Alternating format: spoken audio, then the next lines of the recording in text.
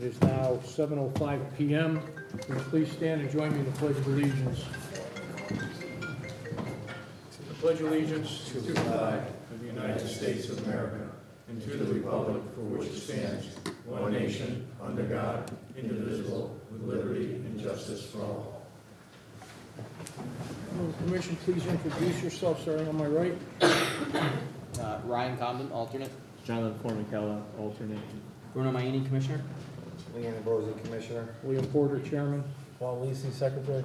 Michael Riley, Vice Chairman. Bill Augusta, Planning and Zoning Administrator. Scott Schatz, Land Use Group Director and Town Engineer. Rebecca Wood, Recording Secretary. All right. We don't need to seat anyone tonight. Any organizational or administrative matters? Nope. Item number 4, general public participation. Is there anyone who would like to address the commission about something that's not related to a current public hearing? Point of clarification, Chairman. Sure. Would that be under tonight's site review?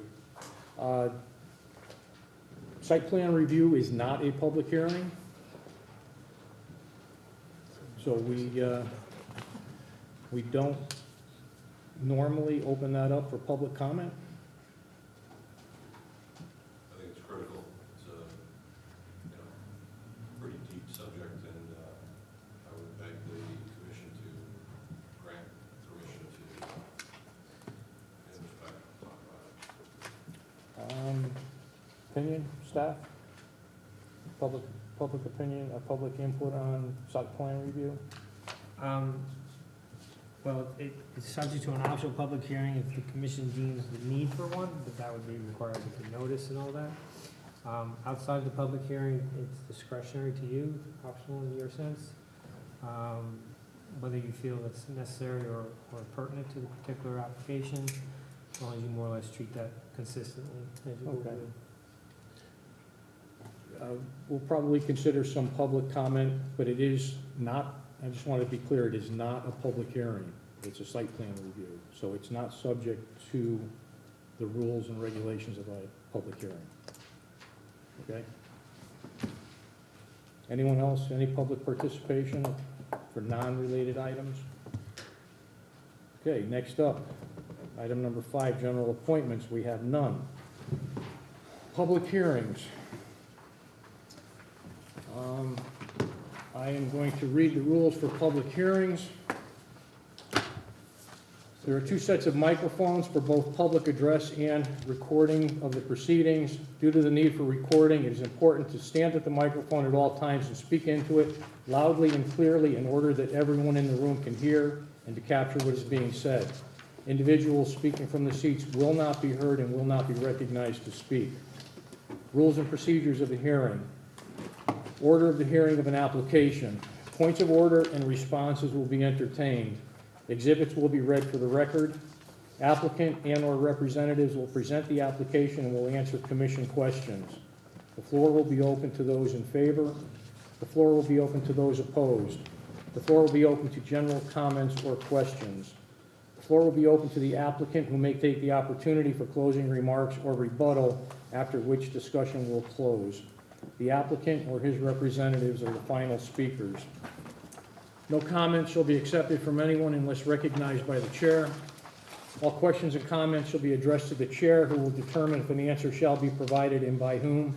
There shall be absolutely no discussion between speakers and audience. The commission has no intention to limit the right of any person to speak, but asks that speakers try not to be repetitive. Please try to present new information. If something has been said before, the commission would invite you to indicate your agreement with previous speakers. At no time shall there be displays of emotion such as applause, cheering, shouting, or similar noise. This is critical as this hearing is being recorded. If this happens, you will be cautioned. A vote or demonstration by a show of hands, standing by the audience, or similar action will not be recognized. All parties are requested not to talk between themselves while the hearing is in progress. If you feel a need to talk, please step out into the lobby. All speakers, when recognized, must advance to the microphone to speak. Please state your name and address for the record. The chairman reserves the right to cut off discussion if it is not relevant to the application or is presented in an inappropriate manner. This is a legal proceeding, much the same as what would occur in a courtroom setting. We request that all parties observe the proper decorum that would be observed in that setting. Please turn off all cell phones or similar devices. If you have a need to use these devices, please leave the room and use them outside.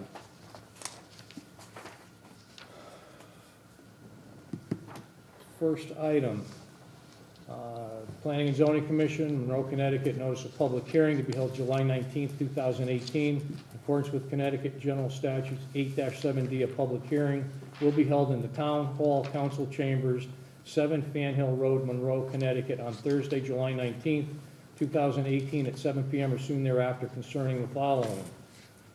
SCP 2018-06, file number 1601A, 285 Cutler's Farm Road, Wolf Park, Residential and Farming District 3. Special exception permit application for the installation of a 12-foot by 16-foot equipment accessory storage shed to be located between the tennis courts and scoreboard. Monroe Lions Youth Football, Monroe Parks and Recs applicant, Town of Monroe property owner. Complete details and copies of all related materials associated with the above matters are on file and available for viewing in the Monroe Planning and Zoning Department offices. All right, Will, what do we have for exhibits? Exhibit 1, special exception permit application with attachments. Exhibit 2, project narrative. Exhibit 3, site plans. Exhibit 4, ART comments by the fire marshal. Exhibit 5, ART comments by the building official. And Exhibit 6, ART comments by the town engineer. And Exhibit 7, butter certified mail receipts and green cards related to the public hearing notice for neighbors. That's our receipts. I'm stepping in tonight for Missy Orzez, who is the interim director of Parks and Recreation. She unfortunately is ill today. This is a project that relates to Wolf Park, which is located off of Cutler's Farm Road and Purdy Hill Road. The area that we're concerned with is near the football field where the scoreboard is, which is up in this area of the site.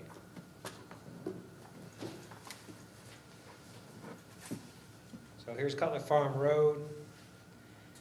The entrance and the parking lot's up on the north end. This is the tennis courts. The senior center is down in this area.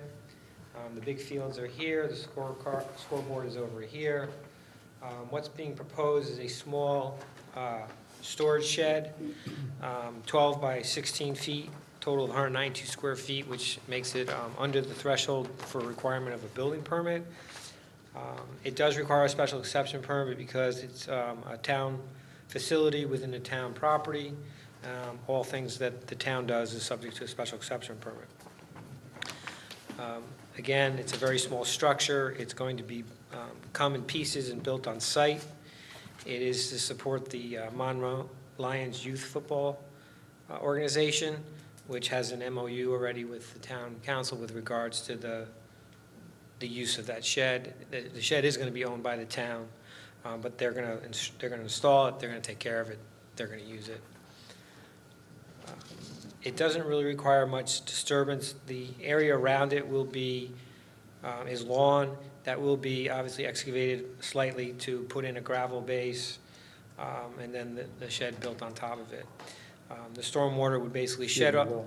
Excuse me, could you open that door, please? Yes. Thank you.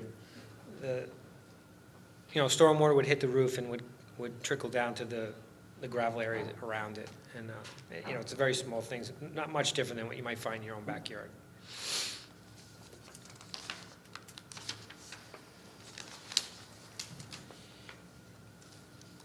Something that shows you what the shed looks like. I don't think I have that in the digital version. But it's basically very simple. Yeah, there it is. Sorry. Thanks, Scott. It's just going to, on one side we'll have doors. There's no windows. And it's also going to be painted, I believe, or stained a reddish color to match the concession stand that's out there nearby. And that's pretty much it. In the park, it's near a wetland area, but it's not in the regulated area.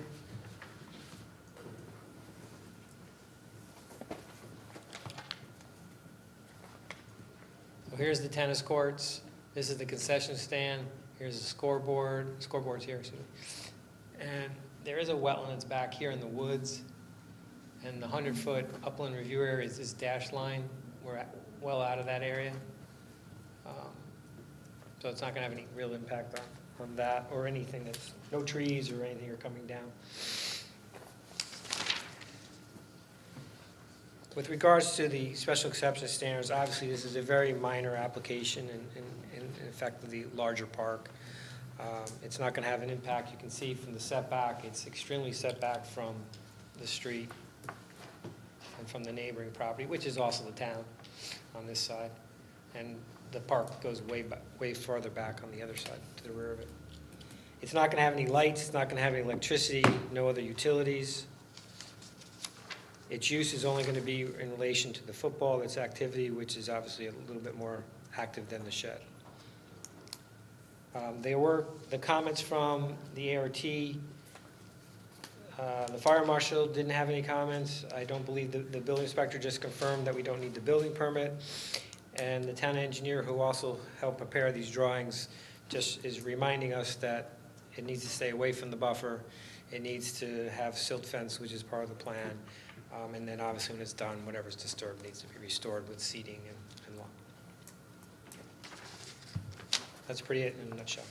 All right. Ryan, No question. Jonathan? No questions. No question.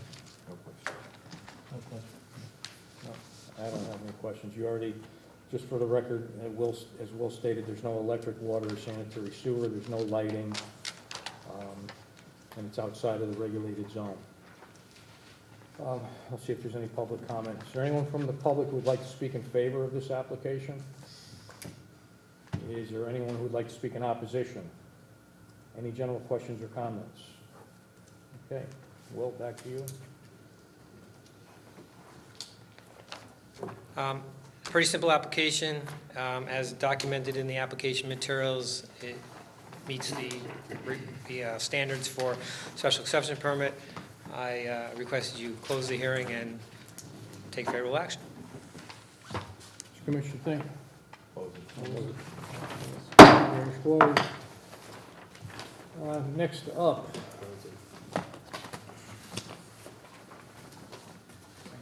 we have SUB 2018-01, file number 1263C 96 and 112 Barn Hill Road. That application has been adjourned to the August 2nd meeting. SEP 2018-02, file number 1597A 160 Shelton Road in Residential and Farming District 1. This application has been postponed by the applicant to August 2nd.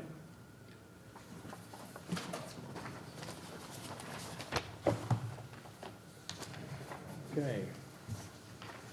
Planning and Zoning Commission, Monroe, Connecticut, notice of public hearing to be held July 19th, 2018. In accordance with Connecticut General Statutes 8-7D, a public hearing will be held in the Town Hall Council Chamber, 7 Fan Hill Road, Monroe, Connecticut, on Thursday, July 19th, 2018, at 7 p.m. or soon thereafter, concerning the following: SCP, excuse me, SCP 2018-03, file number 1598A, 205 Monroe Turnpike, limited office retail zone. Special exception permit application for the coordinated site development of a new commercial center, Town Line Plaza, on 2 proposed abutting lots consisting of 4 separate commercial buildings, including a Noble gas station with retail convenience store, Dunkin' Donuts restaurant and drive-through service window, a standalone restaurant, a multi-tenant commercial building, bank with drive-through service window, general retail, and personal service uses, and a standalone multi-tenant medical office building. 205 Monroe Turnpike LLC, property owner applicant. Will, what do we have for exhibits? Exhibit 1, special exception permit application. Exhibit 2, project narrative. Exhibit 3, origin of lot report. Exhibit 4, a butters list. Exhibit 5, bond estimate form. Exhibit 6, engineering report. Exhibit 7, site plan set. Exhibit 8, traffic impact study. Exhibit 9, adjacent municipality referral notice and receipt of green cards. Exhibit 10, AOT comments by the building official. Exhibit 11, AOT comments by town engineer. Exhibit 12, AOT comments by fire marshal. And Exhibit 13, AOT comments by planning and zoning administrator. Mailings. This is the green cards and for public hearing notice, and notices for certified receipts for public hearing notice, which would be Exhibit 14. Okay, for the applicant? Yeah. Chairman, members of the commission, my name is Raymond Rizzio. I'm happy to be before you tonight. Kevin Soley's here as our engineer and traffic engineer, along with Doug Wright. This is the property, and we're representing 205 Monroe Turnpike LLC. Couple things, just housekeeping matters. We received planning and zoning's comments, I believe, this Monday. Obviously, in receiving those Monday, we haven't been able to adopt or change the plans. My question is, I'd like to take the commission kind of through a stroll through the project. We also do not have inland wetland approval. We're anticipating that on July 25th. So the commission will not be able to close this hearing or render a decision tonight. So what I'd like to... The new process, Mr. Rizzio, that we have, you haven't been here since we've been doing it, it's only been a couple months, is that we get this before the commission before all the back and forth between the applicant and the staff. Right. So that's why your staff just got the comments. Great. No, I just understand, what I wanted to do was, I didn't want the commission feeling like, basically saying, look, we'll take you through our whole proposal, or take you through generally through the proposal and continue the matter. It may not just going to have to be continued anyway. Right. So a lot of the questions haven't had the opportunity to be addressed, and plans will change and evolve. Not necessarily all in 100% with comments. That was the anticipation of the new process, and Correct. No, I understand. I just trying to be courteous to the commission, because I don't want to get to the end of my presentation and you go, oh, you mean you're coming back anyway? Of course we are, but I'm just explaining that to the commission, that we got these. We'll take you through our presentation.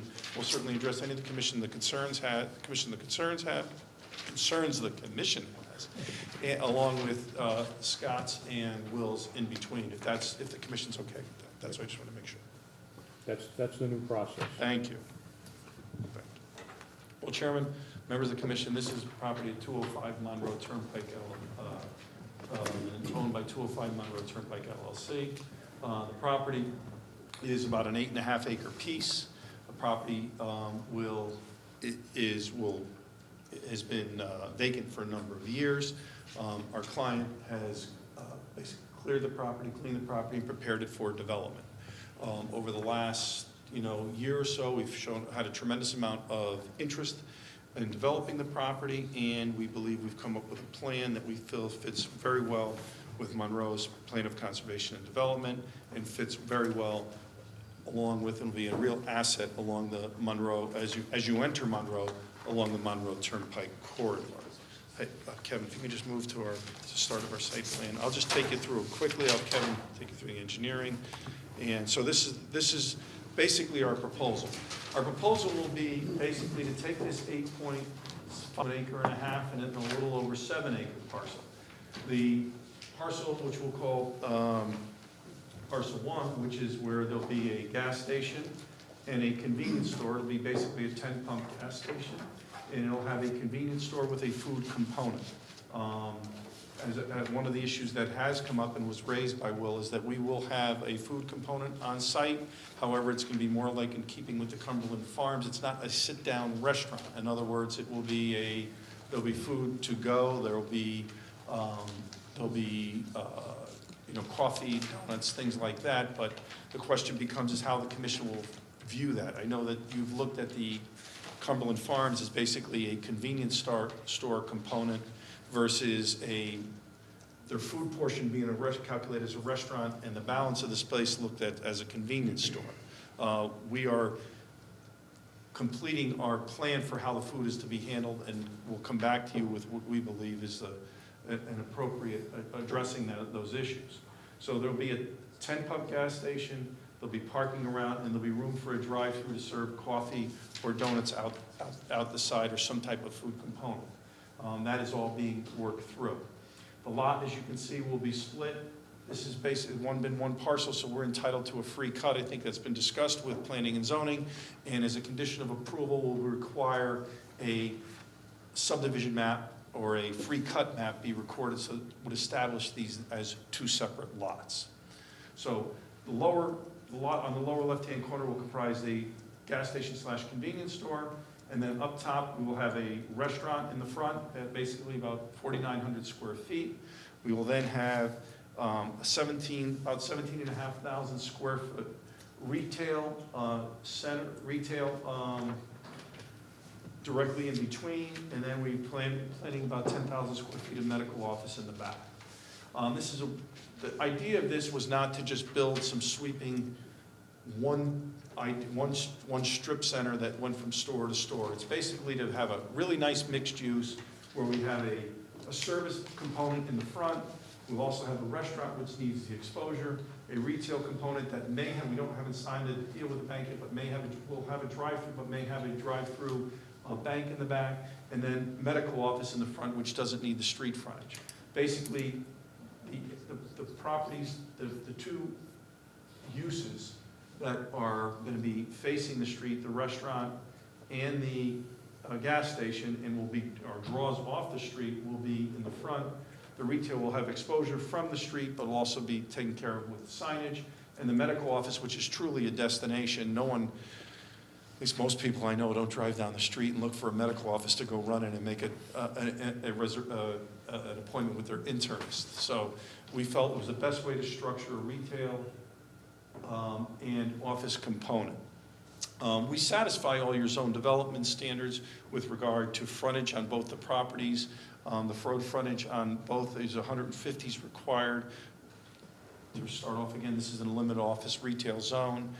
We have over 270 feet with regard to lot 1 and over 190 feet with regard to lot 2. Our setbacks are more than adequately required. We need to be at least 50 feet off the front, and we're basically at least over 100 feet with both the front stores. And we have doing an excellent job of providing a buffer along the surrounding residential area. We have buffers of at least 50 feet around the site. To the south of us, you'll see there is more of an industrial use, and we believe that we will well buffer that. That will be buffered basically with trees and landscaping. Our landscape architect will take you through that. So, as I said, when you come in from the property, what's most importantly, and Kevin's done it, we'll take you through the traffic plan, but the property will require, we believe, qualifies and requires a light as a condition of approval. So we will be dealing with OSTA, the Office of State Traffic, the traffic control for the state of Connecticut, and they will dictate the curb cuts basically on this site. We believe, as you know, there's a center down below that desperately wanted a light, but didn't get warrants, and they have their own traffic issues. We have our preliminary discussions with the state believe that we will have no problem getting a light. So there'll be an entrance and an exit at the light in front of the site. There will also be an exit only to the furthest south of the site that will allow cars to basically leave the gas station / convenience store and just go out directly onto Monroe Turnpike. Basically, like I said, both lots are conforming. We satisfy all your limited office and retail standards. The gas station is a permitted use, the medical office is a permitted use, the retail and the restaurants are also. As I said, the other reason for breaking this up is the grades are different, so as elevations come and rise, each area will be able to maintain its own site work, its own parking within its site within reasonable grades. Kevin Soley's here. Kevin, if you can start taking the guys through the engineering, through the drainage, we'll get you through that, and most importantly, which I'm sure the commission will be concerned, is just discussing the traffic and how we came to this discussion in the warrants of the light. Thanks. Thanks, Ray. Good evening, members of the commission. For the record, my name is Kevin Soley. I'm a licensed professional engineer in the state of Connecticut with Soley Engineering. Office is located here in Monroe at 501 Main Street. Ray gave a great introduction. I'll just touch on some of the Just to orient everybody, obviously the town of Monroe, shown here, this property is located at 205 Monroe Turnpike, just north of the town line with Trumbull. It's really the largest developable lot coming from the south into Monroe. And just shows Route 25, where it's the divided highway, where it intersects with Route 111 and continues in this way. Again, the town line of Monroe is Trumbull, just about right here. So, as Ray indicated, I'll just do a brief overview, so, because he did a very thorough one, which was great. So the existing lot totals 8.53 acres. As Ray indicated, we are proposing, and we have provided a first cut map, which will establish 2 independent lots. Lot 1 is approximately 1.54 acres. This is where that Noble gas station will be, is being proposed. And the balance of the lot's approximately 6.97 acres, which is, will comprise the balance of the development. So as Ray indicated, Lot 1 is the proposed Noble Gas with the convenience store. It includes 5 pumps or 10 fueling stations. We've provided architectural plans, which we'll talk about a little bit later, which show the canopy, and a total of 42 parking spaces for this site. We've identified a location for the dumpster towards the rear of the property, and this does incorporate a drive-through around the convenience store, as we are proposing to have a place for coffee pickup. I will say that the architectural plans are labeled as a Dunkin' Donuts. I will say that this project does not include a Dunkin' Donuts at this time. There's been no agreement made with the Dunkin' Donuts, so that is, I believe, a Scribner's error in terms of how it was labeled. We did have a pre-application meeting with staff where we talked about what that use might be and how we should park for it. Based on that initial discussion, we did provide parking for just a convenience store and didn't break out a restaurant space. Because anything that would be provided there isn't necessarily going to be prepared there, other than possibly making coffee. It's not a place where they have a full kitchen, so food is not prepared and served there. It's more pre-prepared and packaged and then kind of warmed up with microwaves and things like that. Similar to how the commission viewed the Cumberland Farms in terms of the food service area, not necessarily a restaurant. Regarding the balance of the site, so as Ray indicated, a 4,900 square foot restaurant with 68 parking spaces, a 17,500 square foot mixed use retail facility, which also provides a end cap with the bank and can accommodate a drive-through, and a 10,000 square foot medical office building. This building here in the center provides a total of 103 parking spaces in and around this facility, and then the medical office building provides an additional 88 parking spaces around this building itself. I'm going to run through, obviously we provided a very detailed and comprehensive set of plans, which includes all the various technical details. I'm going to run through those with you now. As Ray indicated, we did get comments from the town planner and the town engineer. We've been working with the town engineer regarding his initial review as the wetlands component. Public hearing continued, which will be on next Wednesday. We're hoping to close that and get a positive referral to this commission. And I do think that we can actually address, from a grading and drainage standpoint, most of Scott's comments. The site's been designed in accordance with the 2004 Water Quality Manual as provided by the Department of Energy and Environmental Protection, and has been designed in accordance with the Town of Monroe stormwater requirements and also the MS4 permit as well. The existing site actually predominantly drains inward and contributes to 2 wetland pockets. There's a small wetland pocket here and an even smaller one in the corner. So the majority of the drainage actually stays on site. We've designed our project to ensure that we match and mimic those same drainage patterns. Each developable area, we have incorporated a series of underground stormwater detention areas. This is all going to be handled below ground. We have a small system in front of the restaurant pad, a small system adjacent to the convenience store for Noble Gas, and two small systems, or a little bit larger systems, up by the retail facility and the medical office space. All of these systems will provide pre-treatment through a hydrodynamic separator, so that stormwater will be collected, routed through a stormwater conveyance system, running through catch basins with 2-foot sumps for some initial water quality, and then treated with a hydrodynamic separator prior to discharge into the underground detention systems, which will meet the requirement to remove over 80% of the total suspended solids in accordance with the deep requirements. That stormwater is then being collected and conveyed and discharged through level spreaders. These 3 systems will be discharged towards this spreader, and then this small system is discharged in this location here. These have been strategically designed to ensure that the same drainage patterns which currently exist on the property are maintained and mimicked, so that it will not prevent or present any potential issue to either of the wetlands on site. So we're going to be matching the flows that are currently going to both those areas. We've provided a 2-phased SEC plan.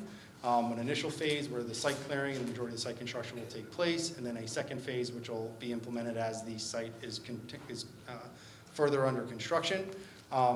The SEC plans have been designed in accordance with the 2002 Soil Erosion and Sediment Control Manual as provided by DEEP. Additionally, this site will exceed a total of 5 acres in overall land disturbance. So this site will be required to also have a stormwater, a general permit for stormwater discharge during construction, which just adds an additional layer and oversight with the DEEP, which doesn't necessarily happen on all smaller sites. So the commission can take a little bit solace in that fact that the SEC plan has been designed in accordance with those requirements, and this project will have a general permit associated with the stormwater discharge during construction.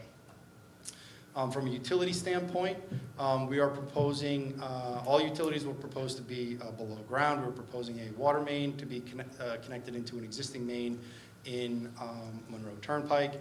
This main will come up. We've provided some hydrants around the property and both fire and domestic services to the various buildings. We're also providing, obviously, domestic and fire service for the proposed convenience store. And the proposed Noble gas station is obviously designed in accordance with all applicable regulations. I will say that with me here this evening, if there are any specific questions on the Noble gas station, is Mark Smith from CMG. He specializes and focuses on gas stations, underground tanks, et cetera. So he can actually add some insight to the commission if there are any specific questions about the operations of the Noble gas from a gas station standpoint. We've designed independent septic systems for each one of these buildings. All of the testing was done and conducted and observed with the Monroe Health Department. The restaurant building is designed to have a septic system up in the northeast corner of the property. Noble Gas has a septic system in front of the building here. This retail building is a small septic area in this location, and then the medical office building has been designed with a septic system in this location here. And again, the septic systems have been designed in accordance with the public health code, and we've maintained all applicable and required setbacks from buildings, storm drainage utilities, et cetera. Balance of the utilities, electric, telephone, cable is going to be coming off of. The service lines are actually across 111, so we're going to be providing service onto our property, and each site has been designed to ensure that they have adequate utilities, gas, telephone, electric, which will all be served underground. With that, I'm actually going to bring up Doug Rich, who's going to give a brief presentation on the landscaping, and then we'll have a discussion on the architectural elevations. Then I'll be back up to talk more about traffic, and then we can go through some initial, we may want to review some comments from staff and also discuss any comments and commissions that the commission may have. Thanks, Doug.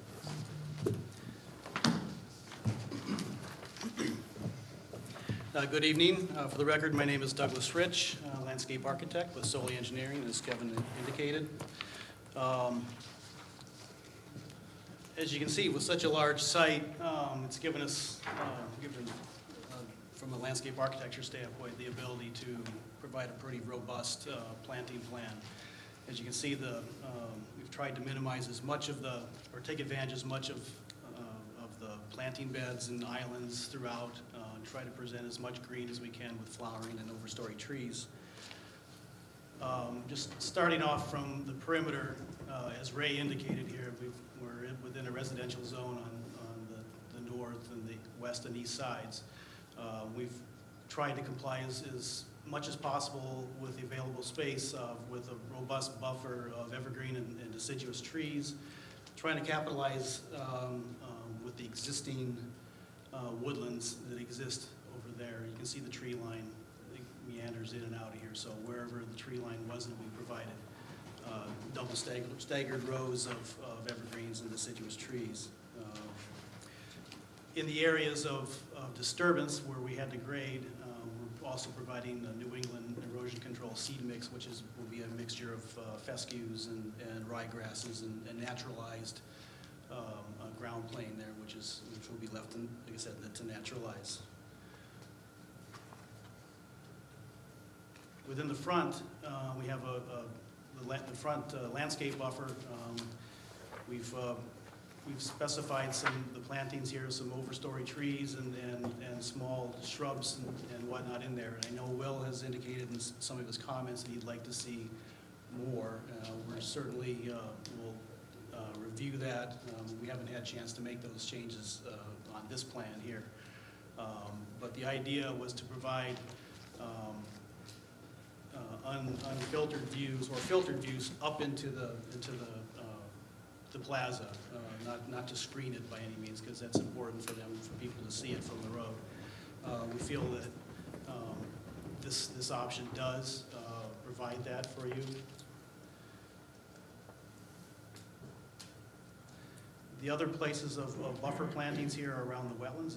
As Kevin indicated, we have 2 wetland pockets. The major wetland is right in this area, and then the other one on the western side. Surrounding the wetlands are natural plantings, native plantings, trees, overstory trees, which will bring the plantings down, or the area down to a wooded wetland area, along with shrubs at the base of the wall area, naturalized shrubs. Coming into the site, we have we have 2 trees here which are flowering. We want to have a visual presentation here. We have our signature tree on the site will be a sycamore tree, which will ultimately get to be a very, very robust tree. Along this, Will also indicated along this central walkway area and the grade change between the upper and the lower, he'd like to see a little more plantings, and I agree with him a lot. Unfortunately, it's such a tight area to plant. I wish I could put trees in there, but we don't have enough room for that. But similar to what you did, what was approved for CVS, they have all and foundation plantings and things like that. I think we could achieve that same effect up in there and have a dynamic visual appeal for that. With that, I'll just go through each of the 4 sites. The convenience store, as you can see, we've got this designation here. We've got a series of flowering trees wherever we can. The problem with the whole site, the major problem, is that you can see that we don't have trees in every single island. As Kevin indicated before, in our utility plan, there's extensive underground utilities which prohibit us from doing tree plantings over these utilities. As such is the case here in this area too. We have utilities in this area, so wherever we can, we do shrubs, shrub beds in the landscape beds.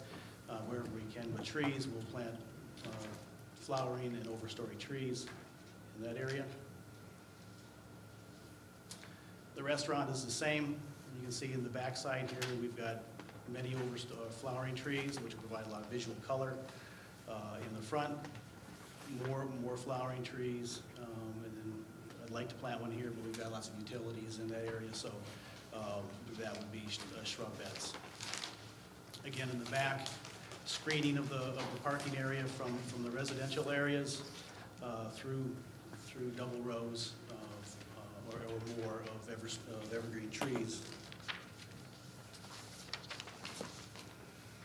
Within the front of the parking area of the retail area, you can see all the locations where we can plant flowering trees.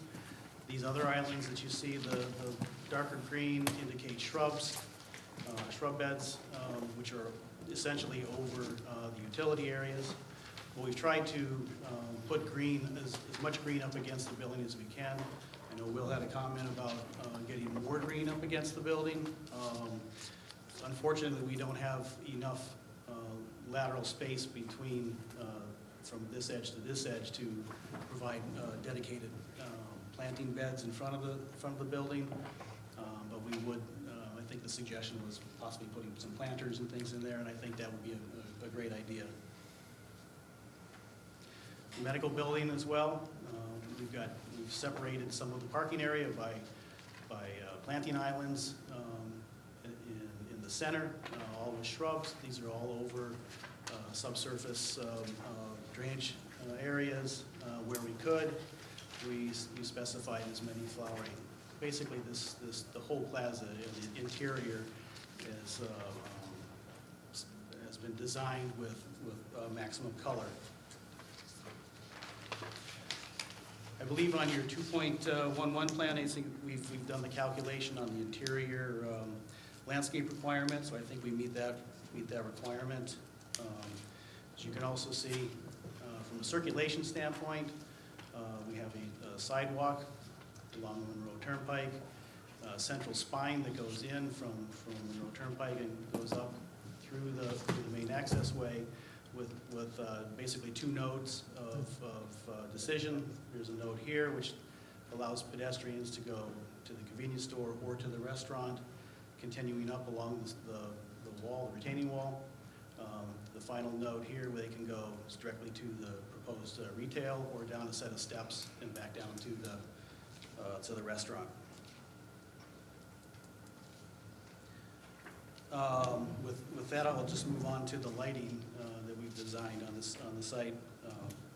All of the lighting on the site has been designed to have no more than 0.25 foot candles that cross the property lines, and that happens in, there is no light penetration across the property lines.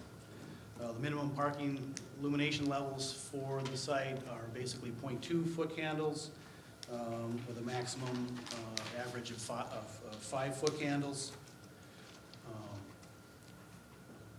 All the building, we've tried to minimize the amount of pole lights on site. Wherever we could, we have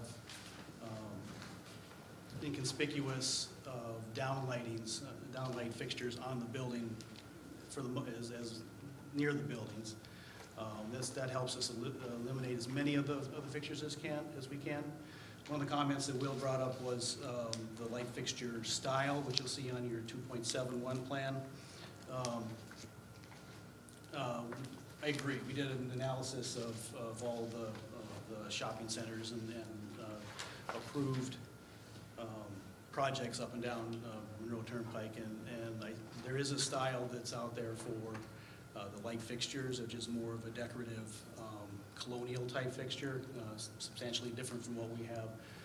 We'll take a look at that and see if that's applicable, or we can accommodate that and have to run the numbers and recalculate everything. But I think we can accommodate that visual look, which is required for the LOR district.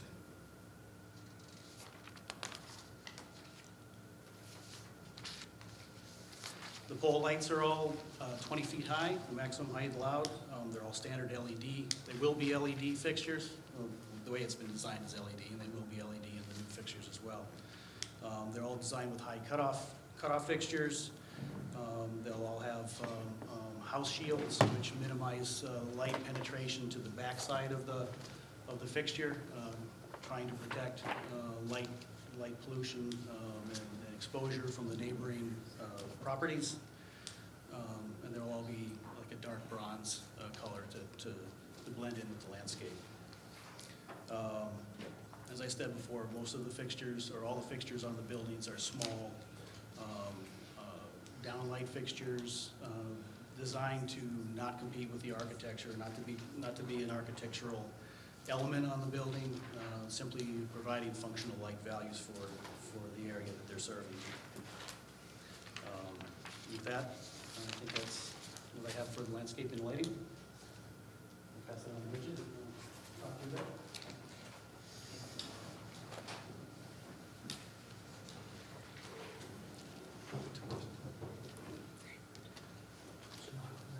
Hello, my name is Bridget Jakbachi. I'm representing two firms today. I'll be representing MDA Architecture out of Braintree, Massachusetts, and then I'll be representing CGA, Charlie Georgie Associates out of Milford. So up here, we're starting with the gas station building. They went for, let me just make sure. The first one you're looking at is the elevation for the gas station. They went for a New England style look, kind of a contemporary with the gable, modern look. The lower wall will have a profit cultured stone. The siding will be a James Hardy lap siding, and the roof covering will be a Timberline Ultra asphalt shingle in charcoal. The storefront frames will be a Conair dark bronze, and moving on to the gas overhang, we're going to feature a square steel canopy, and that is going to be painted green. The pitched roof was added with a 412 pitch as requested. The signage was removed. A lighted monument sign with prices will be LED. And the green columns are going to be there as support for the canopy. The shingles on that will match the gas station, the main gas station.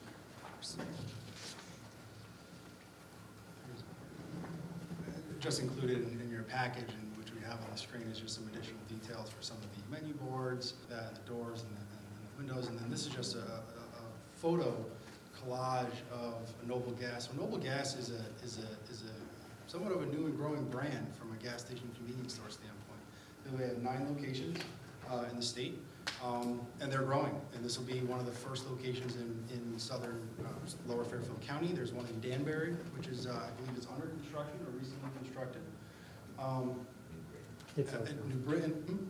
I think the damn building's open. Yeah, and one of the components here that we've actually, we've gone back through our architectural review board. We've had 2 meetings with them. They did provide a recommendation that they didn't really love the green columns for the canopy itself, but we are still requesting and pursuing to provide these green columns for the canopy, because Noble Gas does feel very strongly about it as a branding opportunity for them, and they do feel that, you know, by eliminating the signage from the canopy and eliminating some of those other colors, you know, it's a little bit more muted, but we do feel, and we are requesting that those columns be permitted or be approved as submitted, because they are pretty passionate. We are pretty passionate about that as an architectural and branding opportunity for them. Thank you. Yeah. Okay, so we have designed, for Charlie Georgie Associates, we've designed 3, obviously the other 3 buildings. We designed the restaurant building, the retail building, and the medical building. We're going to start with the restaurant building, which you see here. The restaurant building is set up for a family restaurant. The inside layout is going to be pending on the tenant, which has not been established yet. This is a 4,500 square feet building. It does follow suit with the cultured stone exterior, cultured stone and stucco exterior. The roof will match the gas station, just as an attractive view from the street. And it will have the fabric awnings, as much of the other buildings. Move forward to the retail building. This building has 11 suites in it. One of those suites on the end will have, I think, have a bank going in there, so with a drive-through, so that'll look nice. And again, it has the fabric awnings. This building has a little bit different with the stucco siding. It's going to have the stucco with the metal on the siding. Also, with this, the cultured stone on this particular building, there are two types of the cultured stone. On the outside larger piers and then the middle accent piers, there'll be a smoothed cultured stone. And the shorter piers and under the windowsill will be a ledge stone. So a little bit different there. The interior suites are 1,500 square feet, whereas the end suites are 2,060 square feet. And lastly, the medical building has 3 suites. This building is designed to look more like an office building. It does have the cultured stone and stucco exterior. Each suite is 3,300 square feet. And again, it has the fabric awnings. Little different, just the fabric awnings on the outside. As you can see, it has the columns on the inside and the overhang in the middle. Thank you for your time. Thank you. Great job. Here's your,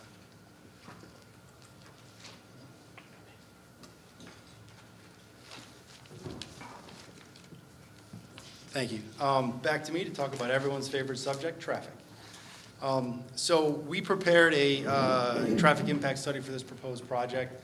As Ray indicated, and I believe I may have mentioned, so this site, the Department of Transportation has a body, the Office of State Traffic Administration, that regulates anything that they consider to be a major traffic generator. A major traffic generator is any project that exceeds 100,000 square feet or provides more than 200 parking spaces. As our project has more than 200 parking spaces, we do meet that definition. We've started the process with the OSTA. We've submitted our step 1 application, which is the volumes review. We received some initial comments back. We've responded to that. We are currently working on our step 2 application process with the OSTA. And just so the commission's aware, we can't even start that process until we provide documentation that we've started and submitted to the Planning and Zoning Commission. They typically don't like us to do anything until we've actually gone through the process, but we have started that review process. We're in that queue, and we're moving through that. Our traffic impact study was designed in accordance with standard traffic engineering methodologies and DOT requirements. So one of the first things that we do when we look at our traffic study is what we're going to be analyzing, and we do that based on anticipated trip distribution. So the rule of thumb is that if your development is generating more than 100 trips during a PM peak hour, or excuse me, if your development is generating more than 100 new trips on any intersection in a corridor, we should include that intersection in our study area. So what we did is we looked at the overall corridor. I'm actually very familiar with, and I was on the technical advisory review committee for the corridor study that was recently prepared by Ty and Bond for Route 25 and 111. So what we did is we looked at existing traffic patterns, and we looked at our proposed trip generation for our proposed development, which is established based on industry-specific ITE trip generation rates, which are established for individual land uses. So for example, a medical office building has a different trip generation rate than a retail building, than a bank, than a restaurant, et cetera. So our trip generation has been done and established with in accordance with ITE trip generation manuals, and consultation with the Department of Transportation Bureau of Policy and Planning. They actually provided us with some feedback on how to handle the trip distribution associated with the gas convenience store during the AM peak period, because it does have that potential component for a drive-through coffee.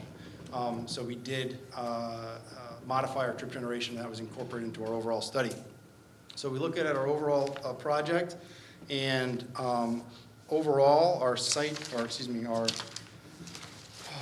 the overall site is expected to generate a total of 666 trips during the AM peak period. That's 350 entering and 316 exiting the facility.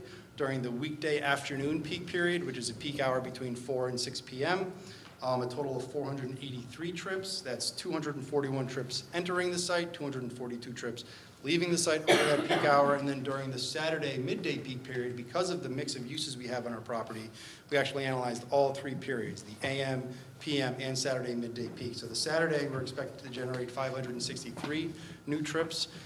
That's 290 coming into the site and 273 exiting the site. So once we know how many trips we're generating, we then go through and we look at our anticipated trip distribution, where these trips are going to be coming from, and then we assign those new trips onto the area roadway network based on that anticipated distribution. For this specific project, we are actually, because of the mix of land uses and the existing distribution of vehicles on Monroe Turnpike, you can, as you certainly experience being from the area, you know, there's a very different distribution in the morning versus the afternoon versus Saturday, just because of driver patterns, commuters coming from the north, going to the south in the morning, coming back in the afternoon. So our trip distribution is actually, we actually have different distributions for each of those 3 peak periods based on the land uses and existing traffic patterns. So once we take our new trips, we assign them to the network, and that determines wherever we're impacting more than 100 new trips on the intersection. Those are the trips that we include in our analysis. So for this study, we analyzed 8 intersections, starting from the north, the intersection of Route 111 and Purdy Hill. We analyzed the Signal Spring Hill Road. Continuing south, we analyzed our proposed site drive. And with that, and actually there were some comments from both Will and Scott regarding the 2 unsignalized driveways that are across the street from our property. There's the Pella facility, which is a little bit north. A little bit further south is the Aquarian facility. Those have there are 2. So these 2 existing driveways are here and here. So we actually did count those. We've analyzed those. It wasn't in our initial impact study submitted to the commission, but we can certainly review those from an operations standpoint. But we did include those intersections with our overall analysis for our proposed traffic signal. Continuing south, we included the intersection of Technology Drive and Corporate Drive with Route 111, and further south again, signalized intersection of Trefoil Drive and the Home Depot driveway. Here, we included the United Healthcare driveway, and then the Trefoil Plaza driveway. This driveway is unsignalized, but we did include it in our analysis, and then continuing further south, the intersection of Route 25 and Route 111. So as the commission's aware, as you go through this corridor, there's certainly a lot of traffic out there now. So what we do is we take our proposed trip generation, assign it to the network with our distribution, and then we analyze a number of periods. We analyze the existing operating conditions throughout the network. We analyze the background operating conditions, which would just be what would happen between now and when this site would be constructed and open. So just based on whatever other projects have been approved and not yet built, we include those trips in our background analysis, and then any trips associated with just general population growth. So for the purposes of this study, we included a background growth, which is consistent with what the background trends have been. We actually include a little bit more. And to Will did point out in his comments that there was a discrepancy between our summary sheet and the text in our report, but our analysis was done based on the appropriate one. So that was just a Scribner's error, and we apologize for that. What we did is we then do all of our analysis, and we determine what the traffic operating conditions are for this on the roadway network, and then compare it to the background condition for our build condition. And what we're supposed to do is, from a traffic engineering methodologies, we're supposed to be mitigating our impact, and that's what the DOT will mandate as part of this project before they issue an OSTA certificate. What we've been able to do is we've actually been able to determine that all the intersections in our study area will maintain acceptable levels of service. And we are proposing, to accommodate our traffic, we are proposing a new traffic signal at our proposed site driveway. Now, as part of that, there are the MUTCD, Manual for Uniform Traffic Control Devices, is a federal document, which is kind of used as an industry standard. The DOT complies with that, and the DOT makes us look at traffic signal warrants and do a warrant analysis whenever we look to add a new signal to a facility, whether it be state or local. There are a number of warrants that are established, which you could use as justification to install the traffic signal. However, the DOT specifically looks at 3 that they want to make sure you meet. They want to look at the warrant 1, which is the 8-hour vehicular volume. They want you to look at warrant 2, which is a 4-hour vehicular volume, and they want you to look at warrant 3, which is a peak hour vehicular volume. So we look at how many trips are going through the main line and the minor approaches during that 8-hour period, during a 4-hour period, and then during those peak hour periods. In our project, based on our trip generation, our assignment, everything else, we actually meet all 3 of those warrants, warrant 1, warrant 2, and warrant 3, 4-hour proposed traffic signal. And again, all of our analysis and our reports will be, and any of our recommendations are being reviewed in addition to from this commission, but also with, by the Department of Transportation Office of State Traffic Administration. So, you know, we feel that the conclusion of our study is that the area roadway network can accommodate the additional trips associated with our development. They can maintain acceptable levels of service for all peak periods, for all the intersections analyzed.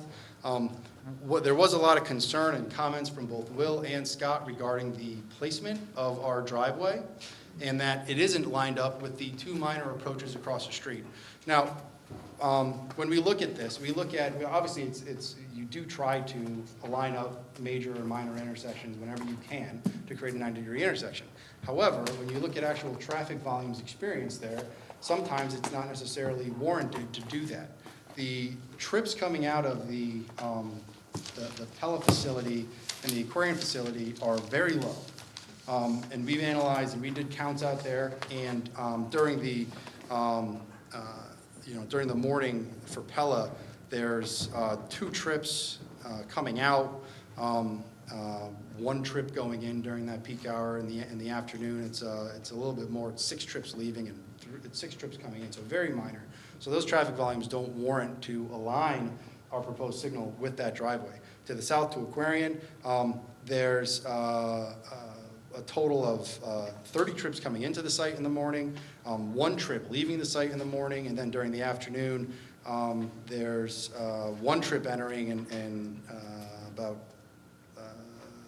40 or so leaving. So the volumes experienced there are very low, so it doesn't warrant actually lining up our site driveway with either of those approaches. Some of the other concerns are, well, what about queuing, and is our project going to create queuing issues for these driveways? One of the things that is extremely interesting, and I'm excited about it because I like traffic engineering, but one of the phenomena out there when you look at minor approaches on main lines and traffic signals is the concept of platoon breakup. So think about when you're at a minor approach and you're on Route 111 at a driveway that isn't signalized, and you have a steady stream of cars coming in each direction that it's pretty consistent. They end up spacing themselves out, and that steady flow of traffic volume becomes what's called a platoon. What happens when you introduce traffic signals into that flow, it creates platoon breakup. So think about it. The light turns red, the minor approaches go, and then all those vehicles that were traveling north or south, they're all stopped at the signal, so there's now a gap for every signal or every intersection upstream and downstream to enter that traffic flow, which they currently can't do because of that platoon, because of all those vehicles continuing in a line. So what our traffic signal actually does is it actually improves the operation for those minor approaches coming out of their driveways because we do just that. We establish platoon breakup so that, so think about it. If you're coming out of Pella and you want to turn, but you have a steady stream of vehicles coming north, all of a sudden you put the signal in here, these vehicles stop, you now have a gap. You have an ability to get out of those driveways, which doesn't currently exist without that signal. So we feel that our proposal and our signal and based on our analysis is that our proposed signal is in the correct location, and that overall our analysis indicates that the area roadway network can accommodate the traffic proposed and to be generated by the proposed development. And we can certainly provide additional technical data, and I know there was some concern or comment about possibly a peer review. We're happy to do whatever the commission recommends in that regard.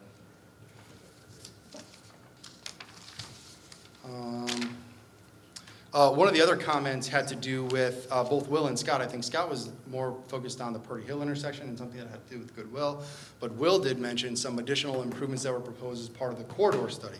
So we did look at that. We analyzed what those improvements were at the intersection. So this is 25 and 111. There's a number of concepts for possible improvements here. And again, these are just the improvements that were proposed or identified as possible improvements that could be implemented as part of that corridor study. So they had a number of ideas, adding additional turn lanes, This was a way to get vehicles, eliminate some left turns, add an additional quadrant for the Route 25 and Route 111 left turn lanes.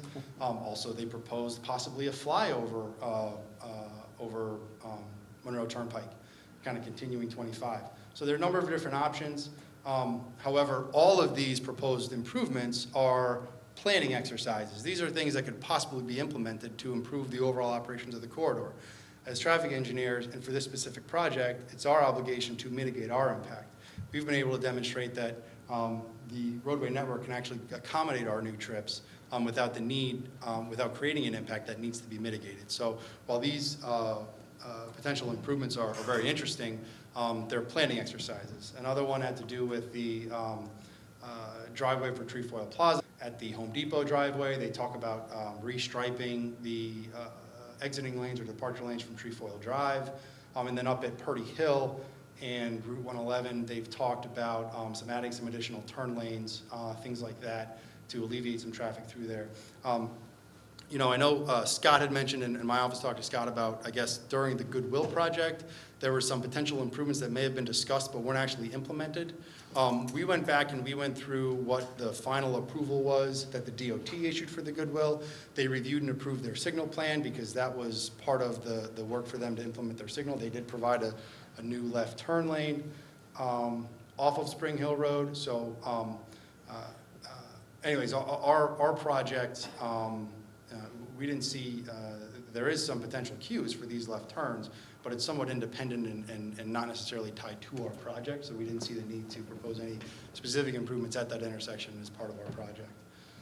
And then again, all these other improvements, they would certainly benefit the corridor, we agree, but they're certainly not anything that we feel that our project would be or should be obligated to. These are unfunded improvements, so we didn't include them in any of our analysis, because until there's some sort of funding made available for these, they're not going to exist, in the background condition or the build condition. So we didn't include any of those improvements in our study.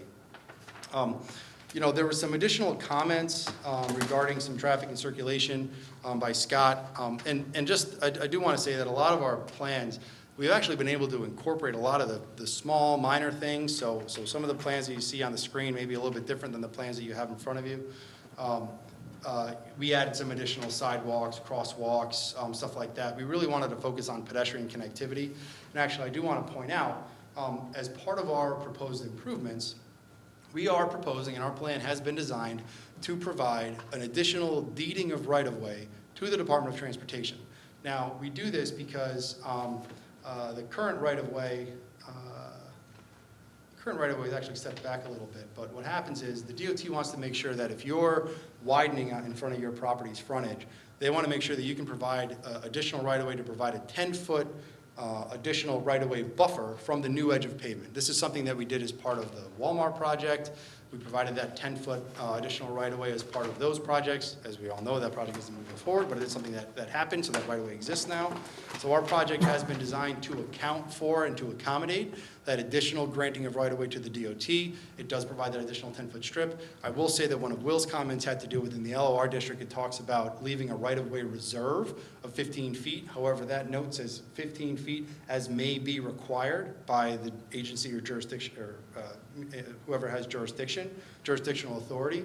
In this case, the DOT would be that jurisdictional authority for here. So we've provided that 10 feet because that's what the DOT requires for additional right-of-way. And that was, again, based on our proposed curb line, which has been widened to accommodate the left turn lane movement into our property and maintain those two through lane movements in both directions.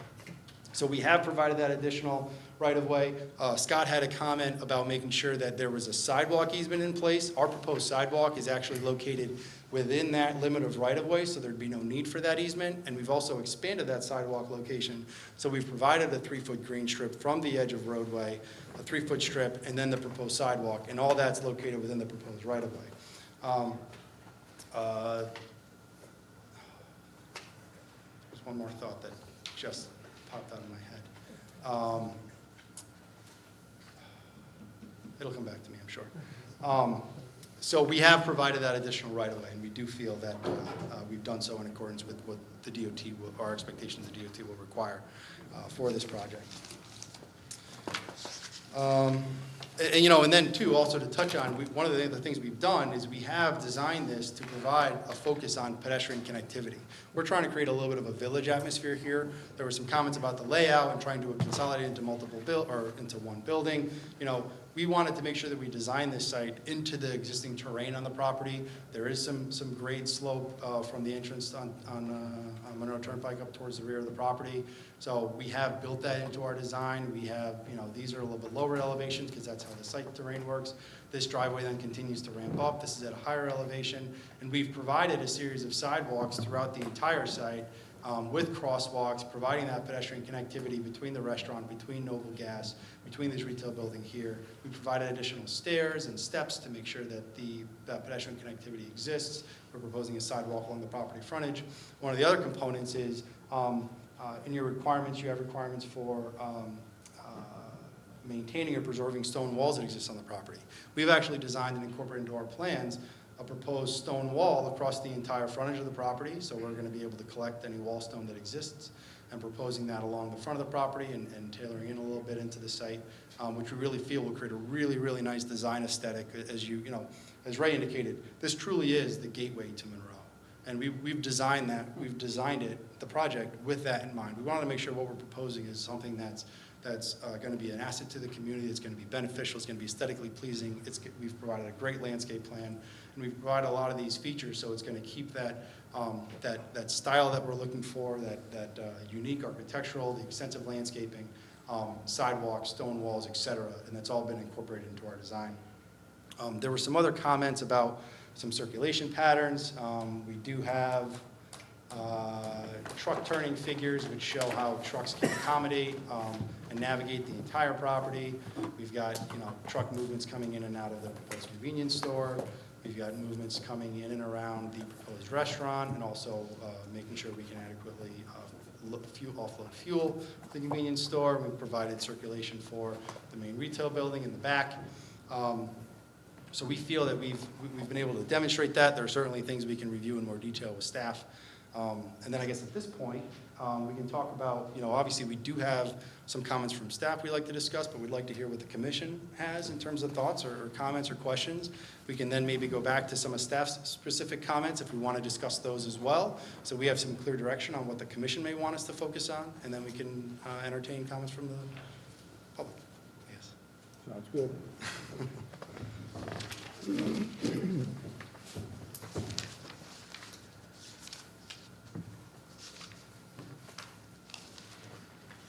Okay. One of the things with regard to addressing and seeing the detail that Kevin has gone through with regard to the traffic, there was a suggestion that maybe we needed an independent traffic study to be retained by the town. We really don't think that's necessary because there is one in place. Office of State Traffic Administration is big brother on this. It's their road. And we have to go through a very whole application process through them with their final say. We understand with Kevin's analysis and then the state, certainly the protections are there, that this is just not, you know, there's another level of oversight that's just not us coming through with a report and you folks taking that as gospel. There is as I said, big brother overlooking everybody's shoulder to making sure that we meet all the standards that are required for a safe travel up and down Monroe Turnpike.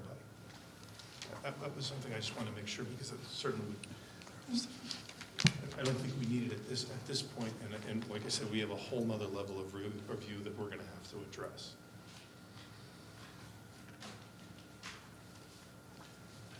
I guess we hand it back to you guys, and if there's some concerns, we have some work that I know we need to do. Kevin, did you have anything else before we go back to the commission? No, that's I think that's the conclusion of our initial presentation. We're happy to hear what the commission has to say, and I'll go from there. Ryan, you're up. I like how the plan looks. I think I see where you're coming from. It is kind of the front door to Monroe. And I think for a couple years, it was a chair with a stuffed panda on it, if I recall, just kind of sitting in the front of the property. So I like it a lot. I don't think it happens if there's no light, obviously. I wouldn't want to make the mistake Trumbull did down by like the Edge Fitness with that. I mean, it's terrible getting in and out of there. So, yeah, I do like the idea. And There was a suggestion by staff about connecting these buildings and making a larger building. We really felt giving this its own identity, giving it its own, almost like a little town center, The village view that you mentioned. breaks up the massing of the building, which I think is even more important. One of the criticisms of main roads is it's one big strip center after anything. We wanted to develop anything but another strip center in Monroe. I think since it's my comment, that's kind of maybe a little out of context of what I was saying. Really, the comment was less about it being one building. It really isn't about being one building. It was about the fact that you have a lot of site development, you have a lot of connected areas, and you have some limitations with regards to the landscaping that actually achieves the village appearance that you want. And, I didn't want to suggest necessarily reducing the buildings to achieve those things. So the other alternative is to look at how can you mass the buildings in such a way, and that can be done either through connecting the buildings or connecting partly the buildings or going up and down. I mean, there's a lot of the ways to make it look the village-y look without it necessarily being one mile like a square building. Right. Well, one of the things that we really, and this was important, was the ability to have, separate components, and that you're not just, you'll feel like you're coming into, that there's all different options, and it's also very important with regard to, in some instances, segregating your parking too, so that you just don't have, each entity kind of can exist on its own, which we think is very important, especially as things evolve over years. I can tell you, having been associated with a couple other projects further down the road, which have had some issues. And all the Noble gas stations have the green pillars, is that? Yes. Okay, all right. That's about it. John? Sure.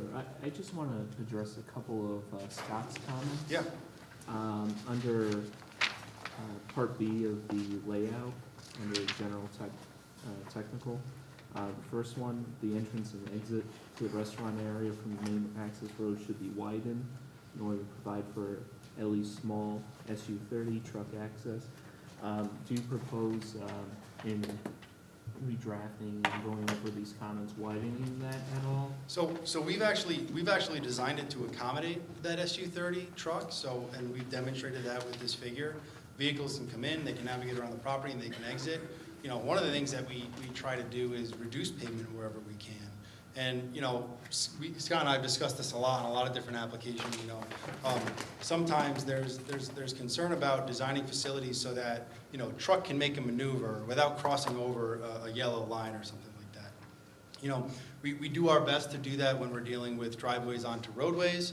However, a lot of times on internal sites, these operations, these loading operations, things like that, they happen when, somewhat coordinated when there's not a lot of traffic, and the vehicles know that they're not going to make a turn if there's somebody in an opposing lane where there could potentially be an overlap or a conflict. So, we've been able to, we try to reduce overall pavement. We don't want to have 30-foot wide drives everywhere. We want to kind of minimize that, because all that does is it adds to the heat island effect. It creates it hotter. It's more asphalt. It's more runoff. So we're not proposing to increase that. We have been able to demonstrate that it can accommodate an SU-30, and that would be the type of delivery vehicle that would be delivering to the restaurant. I think we actually may have this may actually reflect a little bit of a tweak based on your comment, so it might be a little bit bigger. But, we're not looking to make it a wholesale change, and those are the reasons why. If I could provide some clarification. What I was mainly talking about was the main access drive. As you come into the property, there's a main access called a driveway, but it functions like a road. It's servicing different buildings.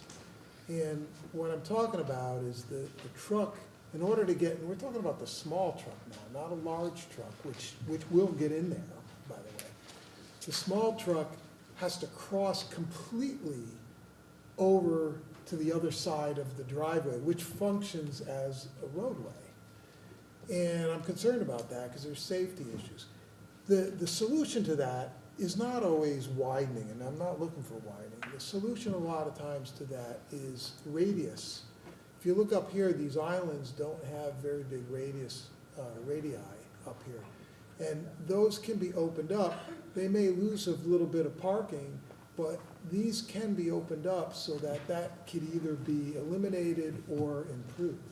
So I'm not suggesting that they go in and make real wide driveways. I agree with his comment that, you know, we don't want that. We don't want to increase impervious area and create these real big, wide driveways. I don't want that either. But I think some other improvements can be made to either, to reduce what they have. I mean, it concerns me when you have to cross completely over to the other side of the access road that comes in to service the property. So that's what I was really talking about. The next question I had was the second, I guess it would be the exit for the Noble gas station towards the bottom left. It seems that it'd be a little tight to get out of there with the sight line and stuff. Have you guys looked at that or another placement for it? So the right-out driveway? Right. We have looked at the right-out driveway, and actually, we've even provided and designed that so that a tractor trailer could leave that, or a fueling truck could leave that. Scott had a comment about looking at the driveway gradient to make sure it doesn't exceed 3%. We've actually already incorporated that, so that's something we can do. We've looked at intersection sight distance. Obviously, that's based on 85th percentile speed, and I can tell you, vehicles traveling southbound on 111 are going faster than vehicles going northbound. Based on our data, the 85th percentile speed coming south is 48 miles an hour, and you know, so we have to design to that, because we have to take that into consideration. So we've been able to show, we've been able to demonstrate, we've designed our landscaping accordingly to make sure that we have that minimum sight distance required, because the DOT is going to make us do it. Obviously, the town wants to do it, and we don't want to design a situation that's going to create an unsafe situation for the people leaving the facility. The other situation, you know, you got to remember the convenience store have a little more traffic in and out, meaning more quickly, quicker stops. So rather than having people circulate back to the light, get in line, it's a lot easier to just, and frankly, they flow with the traffic, people stopping for gas on their way into work and things like that. That right out only is going to be important, and also what Kevin touched on is very important. And why you want that right turn only is the delivery trucks don't have to make maneuvers. They basically can come in, drop off, and circulate right out versus trying to make a maneuver within a site. You know, one other thing I just wanted to point out too is my suggestion about the radii internal.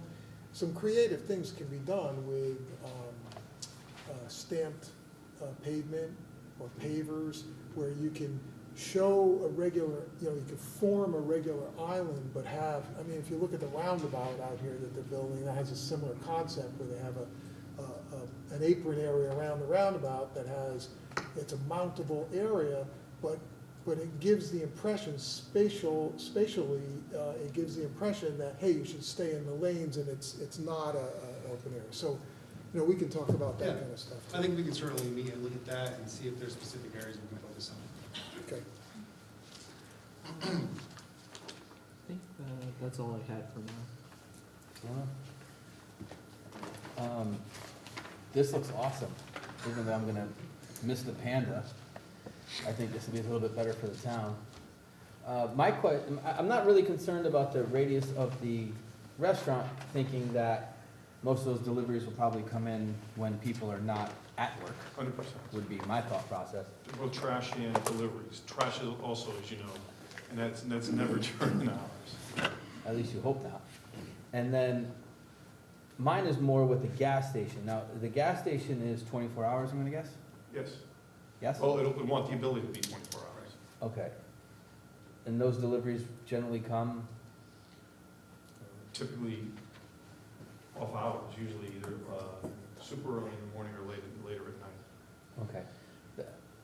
That would be more my concern, watching that big tractor trailer trying to turn into. Well, one of the nice things that we just talked about is having it turning in, making delivery, and circulating out. Yeah, the going out's not a big deal. I think Right. that's, but there's enough space in there to not cause too much traffic or get them to do what they gotta do. There is sufficient room in there to provide for, so one of the interesting things about fuel. Oh, they could turn on a dime. The really good drivers can, but they all dispense from the passenger side.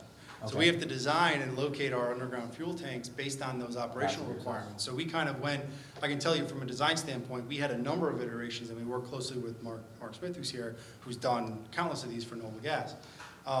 We had tanks over here at one point. We ended up with them over here because this was the most optimal location for, you know, a truck can come in and circulate around these pumps, even if there's cars parked at the pumps, and then actually situate and position itself over here.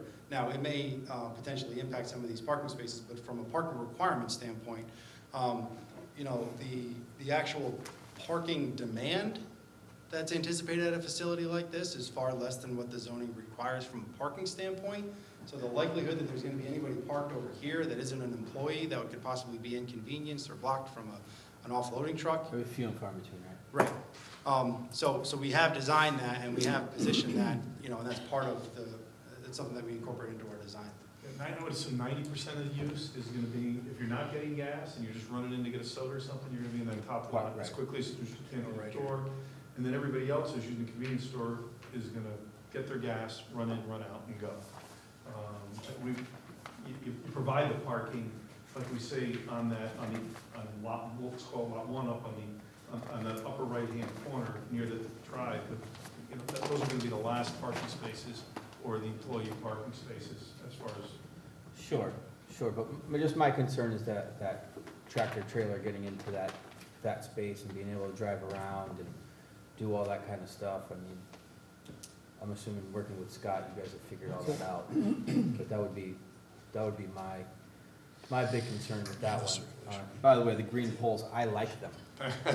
I'll be the one to tell you, I like them, even though Ryan doesn't, I do. It is more green that Will's like it. asking for, so it kind of gives you. That's the problem with colors, I It's gotta not, tell you. I'm all for it, man. I think it's cool. The roofs aren't green, right? The roofs are No. black. Okay, that's Roof's what. not green. Roofs are black.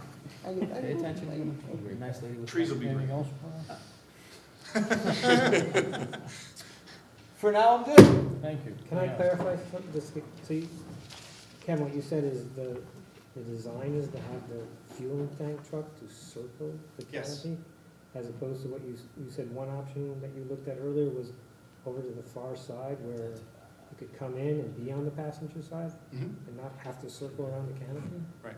Why is the other one not a superior location and less movement of a tractor trailer on the side? Part of it also has to do with some of the other utility demands and septic areas and things like that. So as we started to look at it, we were looking to position the septic in a different location, did additional testing, where that septic system had to be, the septic system for that.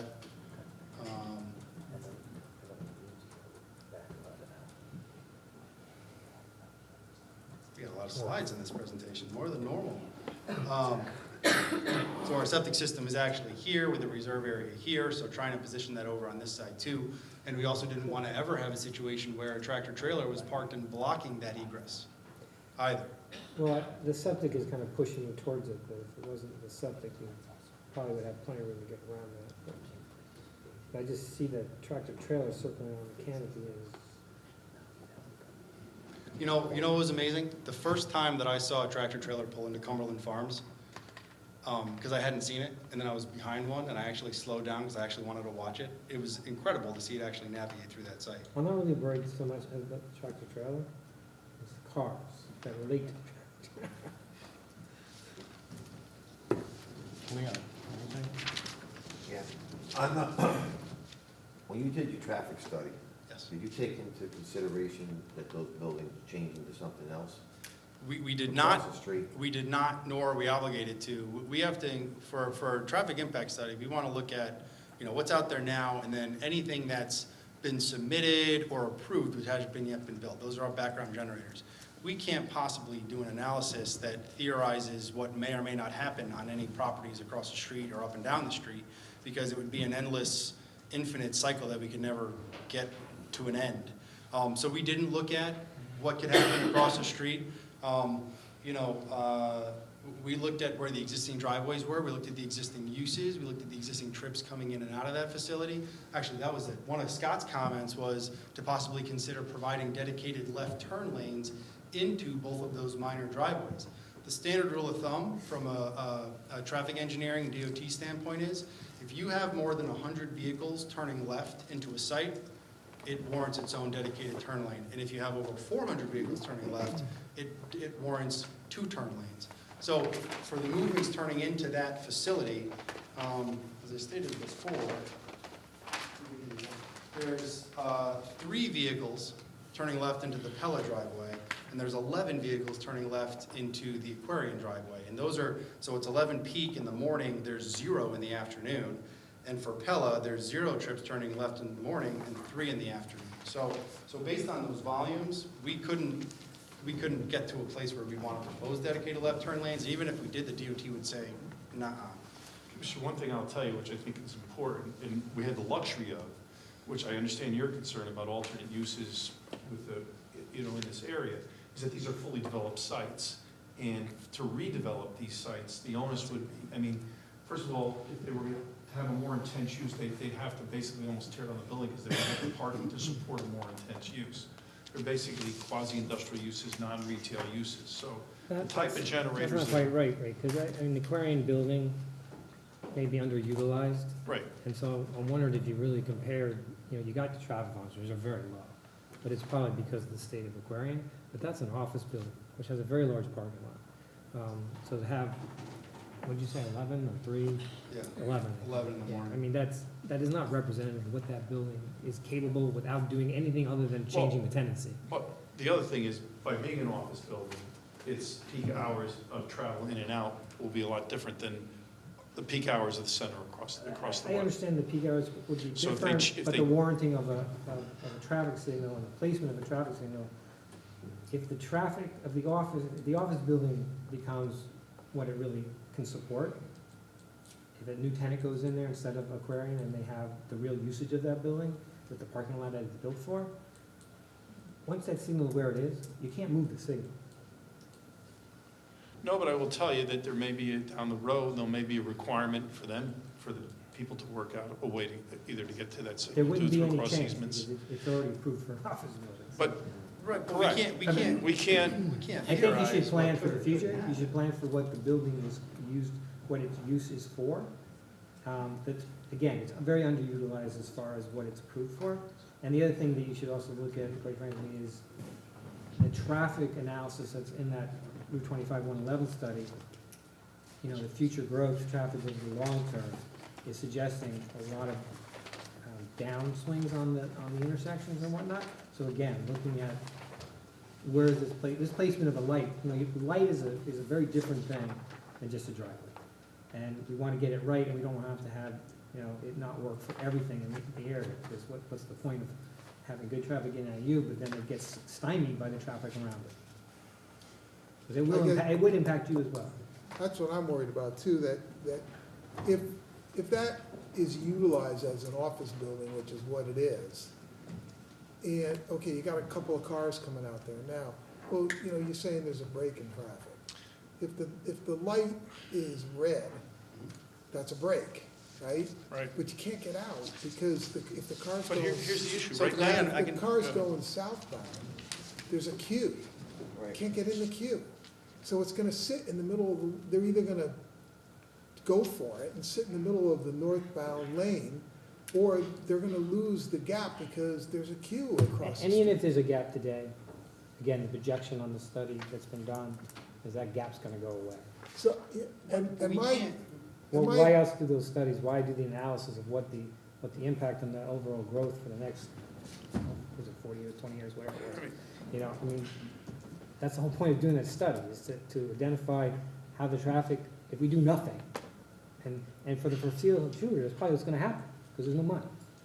All those improvements you showed, But there's no money. you currently don't have a light there, and they don't have an That's issue. right. They do have an issue, actually. We're improving the operations. you may be improving, however, this is the Planning and Zoning Commission. And you could make it better than what you're proposing if you line up the driveways. You're improving it, but you can improve it more. So that when we get an office building across the street, the real office building use, it's improved more and it's ready to function that way. So to make a statement, we're improving it, yeah, well, if they move the driveway over, you can make it even better. And that's what our function is. Our function is to get what's best for the town. For the long term. For the long haul. because it's the planning and zoning commission, Well, not just the zoning commission. And we certainly appreciate that. We're not trying to discount that in any way, but we can only use the tools available to us that are at our disposal. And we have to follow the same methodology, whether we're doing a traffic study here, Well, or I agree, or Daniel. But Torrington, you or looked at Old the volumes. Saybrook, et You cetera. looked at today's volumes, this is correct. But the Right. other evaluation would be, what is the traffic ITE generation for that building's capacity? Because that was probably done when it was built. It's obviously not functioning at what it was built for based on ITE numbers. And- It definitely is gonna have a higher generation of traffic if it actually was utilized as a full office building. And- And it may never change, I don't know, but And that's part of the, you know, that's part of the challenge, Right. right? That's part of the challenge that we face, and that's the thing, and that's the beauty of, the DOT is gonna be the one who says whether or not we can have a signal there. Well- And I can assure you, the DOT is gonna be However- very sensitive to the analysis for what's going on across the street.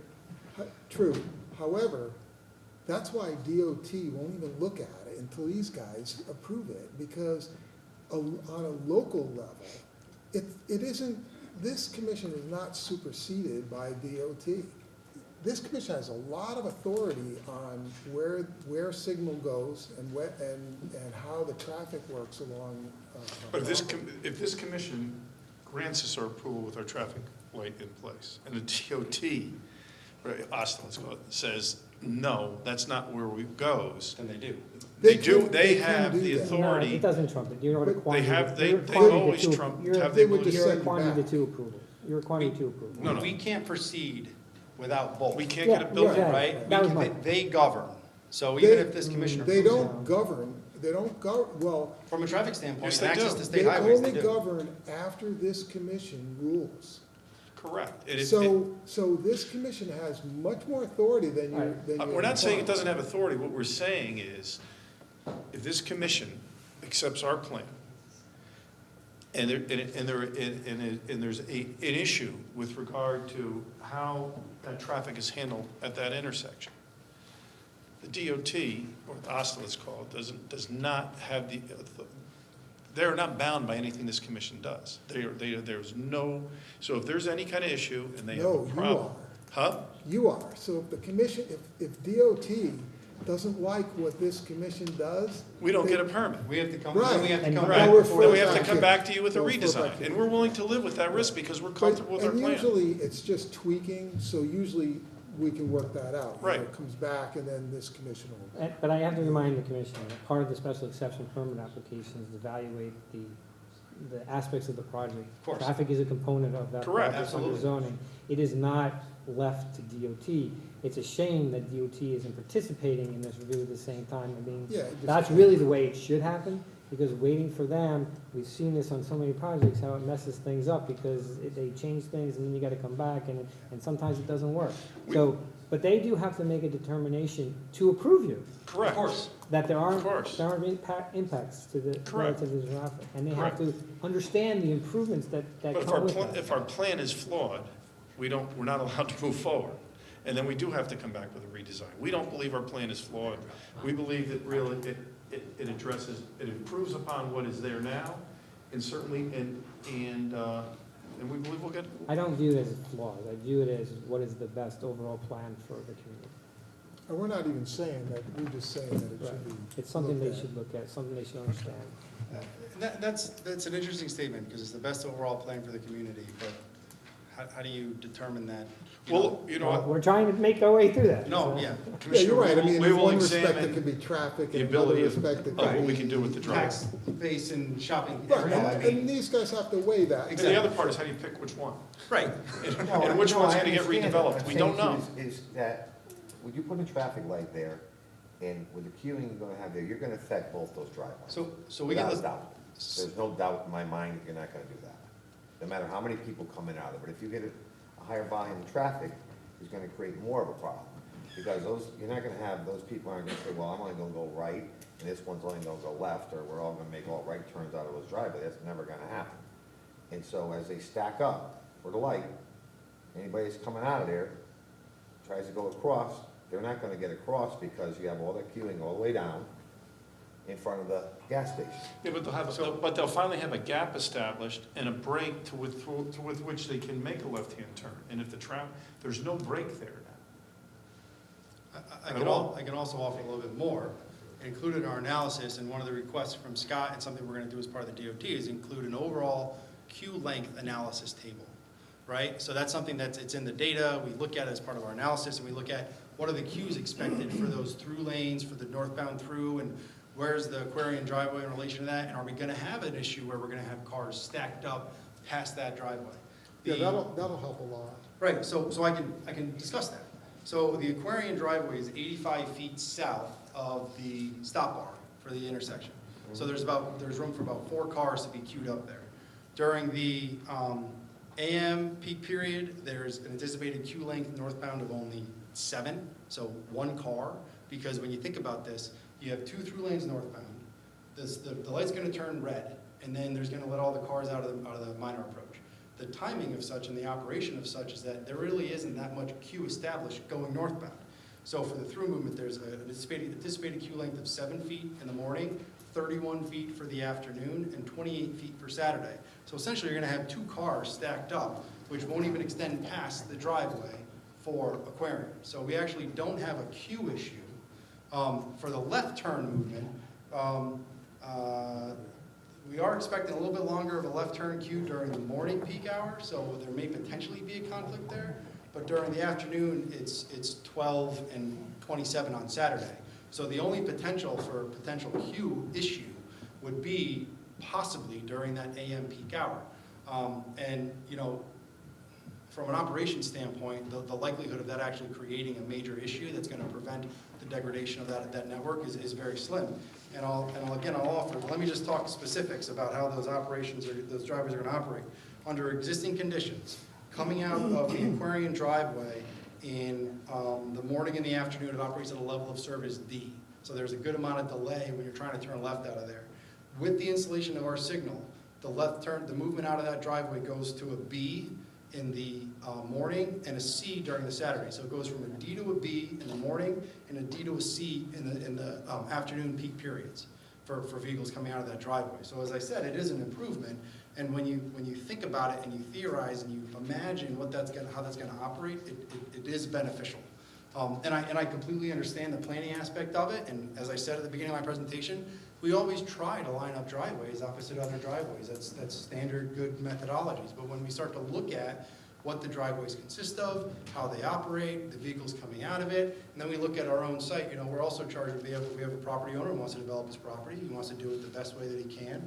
He has interest from Noble Gas and a potential restaurant pad. And in order to develop the site and design the site that can make the project happen, that also contributes to where we locate our signals. So when we take all these different aspects and all these different things to consider, that's how we end up at our plan. And when you look at from an operations standpoint, if we can actually go back and look and model and operate this signal so we're not going to have those queues extending past that driveway, I think we really have achieved the best of both worlds. Plus, didn't you say the biggest issue is AM peak? Yes. In an AM peak, common sense tells you going into the office buildings, it's not going to be the exiting that's going to be the problem, which is really where your concern is on the exit. It'll all be on the, 90% is going to be entry. And to that end, in the morning peak hour, there's 1 vehicle coming out of that driveway.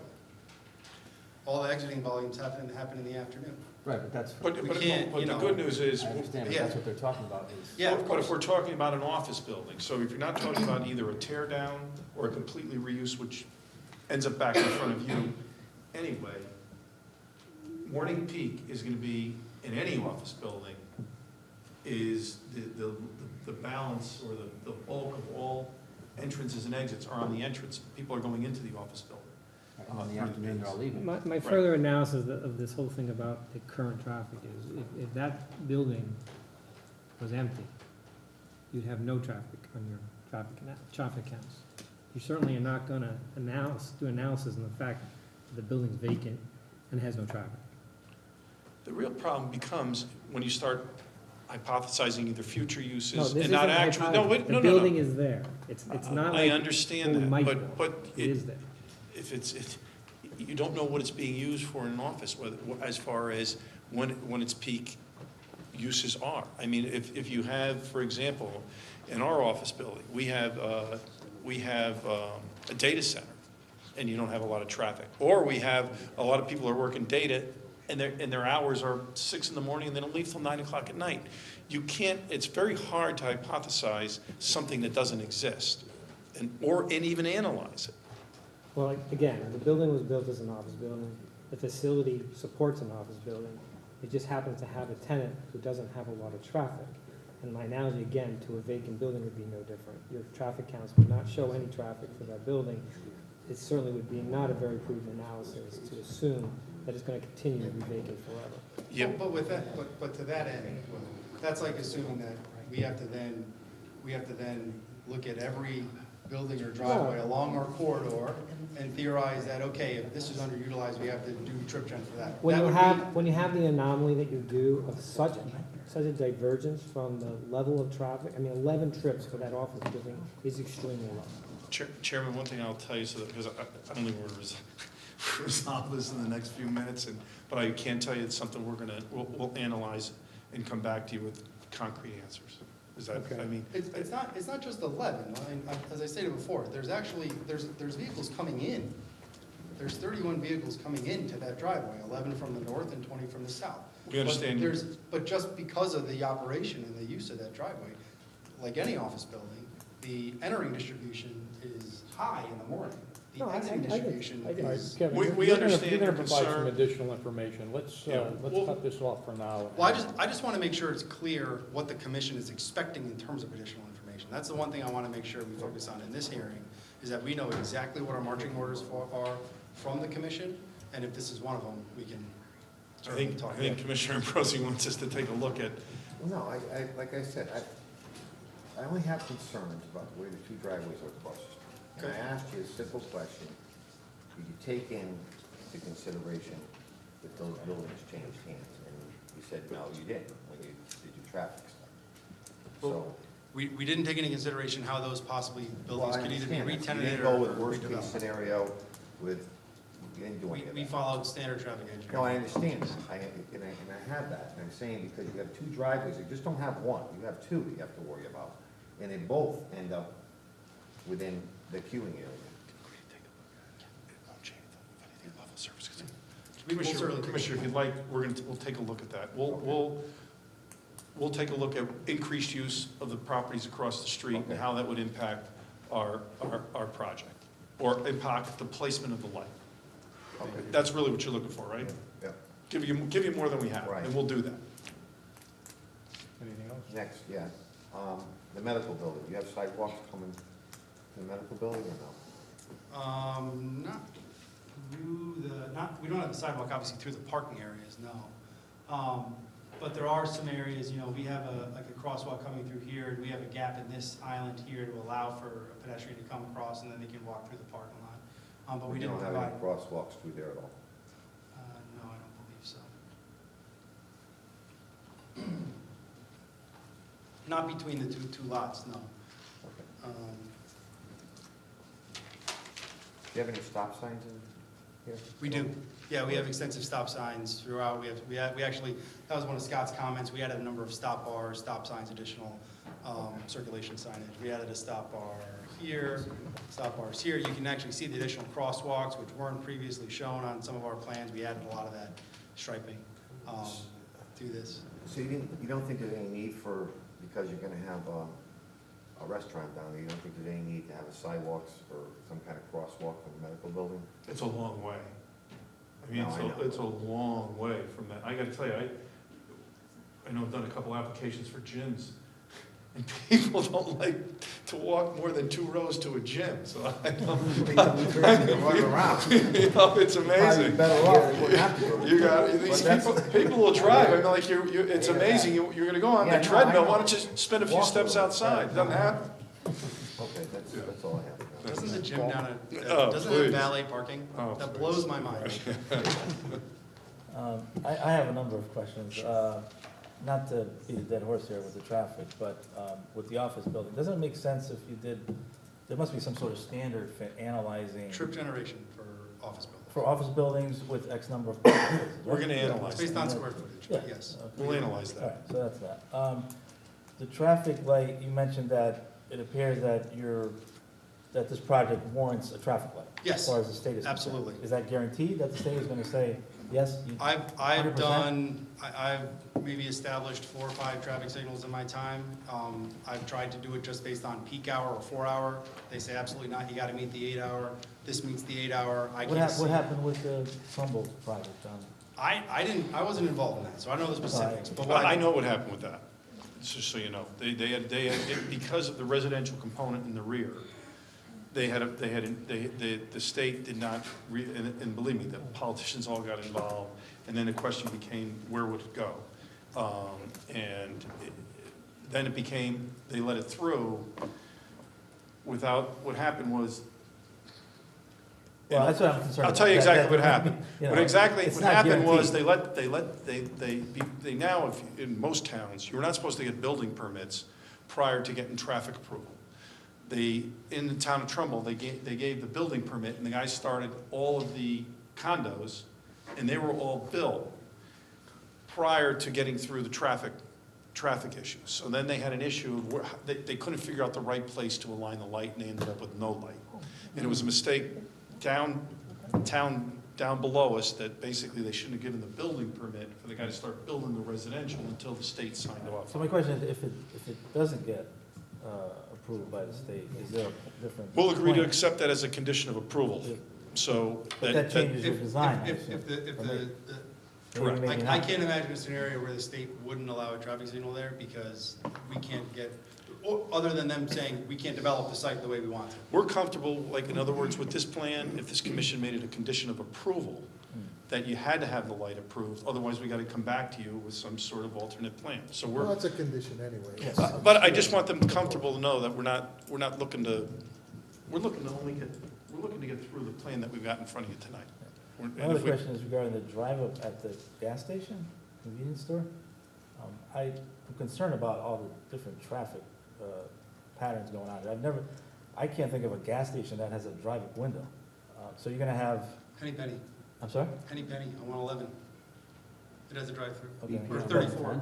It's not used, It's but also it has. convenience BP stores? on 110 Yes. too. Dunkin' Donuts No, I'm truck. just, you have the people getting gas, you have the people going to the convenience store, and then you have people going to the drive-up. So you have like 3 different, I'm just concerned about that, if there was enough thought going into that, all the different traffic patterns. Yeah, so this is the 9th Noble in the state, and I believe there's other ones elsewhere. They have a number of drive-throughs at a number of their locations, so this is certainly something that's Okay. kind of baked into the cake. And there's a mention of a Dunkin' Donuts restaurant, I think you answered that question, but it's not intended to be the restaurant, Correct. the Dunkin' Donuts. No, Okay. no. We'll come out with We'll we'll come back update with a our- detailed floor plan so that this commission's comfortable with the balance of convenience to food and beverage. And the retained in height roughly of, from the high to the low. So on this side, No, on the right, between the restaurant and here, the retail, yes, yeah. so that, it changes obviously as it approaches. At the highest, at the back. highest, Yeah, at its highest point, it's 5 feet. was that all? 5 feet. It hits its highest point at the bottom of the wall is at 455, the top of the wall is at 460, right in this corner here. And then there's actually a set of stairs that come down from here next to that. So it's only 5 feet. Yeah, okay, it's not much, yeah, and what's the height, roughly the height of the buildings in relation to the adjacent homes there from their property? So we're actually down. You're lower. So we're lower than the site changes in grade from about 443 at the driveway, and it gets a max elevation of 460 or so. To the This point where you're gonna be corner- looking at the rooftop? Well, thankfully, there's existing vegetated tree line there. We're supplementing that, but we're proposing to, a slope down, and then we have additional plantings along that. So we think that's gonna provide more than adequate buffer and screen. It's gotta be a couple hundred feet before you get to a residence. I'm just Commissioner, saying, so- elevation-wise, there's. So this is at about 470, and we're down at about 460. So there's about 10-foot gradient change between the existing grade up top and our proposed grade at the bottom. Commissioner, one thing I also do want to harp on, not harp on, but just because it's hard to tell from the plan as you see it, that there's also a bypass lane there on the this shows it. circulation there. So you don't see it as well on the, where the gas station drive-through is, so it's not a it helps with the, I know you were concerned about the Right, right. circulation, but you really can't see the bypass on that. Yeah, there, you can see that the cars are parked here, Right. and then there's an additional lane around the perimeter. And then I know we need, you know, landscaping along the Route 25 there, but, I'm sorry, 111. I assume that there's proper site lines. Of course, with the absolutely. types of trees and. Yes. And the signage, are you gonna have more than one, because you have the gas station sign, and then do you have also another major sign? There is a proposed sign for Noble Gas, which is gonna be located here, and then there's an additional sign proposed for this parcel located at this corner. I don't have those renderings to show you this evening. I believe the architects were finishing those, but we can certainly provide that. But will there be one major sign for the whole complex as well? There'll be, You gotta remember the this- two lots, so there'll be Yeah. one for the gas station / convenience store, and then one for the town center. Right. Okay. But the one for the town center is gonna name all three. These three. Yes, correct. Yes, that's correct. Yes. Okay, and my last question is regarding the lighting. Most of the lighting is gonna be from poles, Yes. not fixtures on the buildings themselves. If we limit it, So these actually show our lighting plan. We actually do show all of our light fixtures on the building. A lot of them are recessed under canopies, but there are some fixtures on the building. Like, we're not proposing any light poles behind because we're able to get adequate light flow and spillage from the rear of the building. And it actually covers the majority of the front areas, but we do have poles throughout the rest of the parking field to achieve the rest so on the of back of the buildings, you have fixtures on the building. And those are all gonna be, all light Down fixtures are dark sky compliant, downlit, no visible light source, so that there's no glare or anything else. Okay, all right, thank you. Michael? Well, just to continue on the screen, it looks like the medical building is on a hill, though.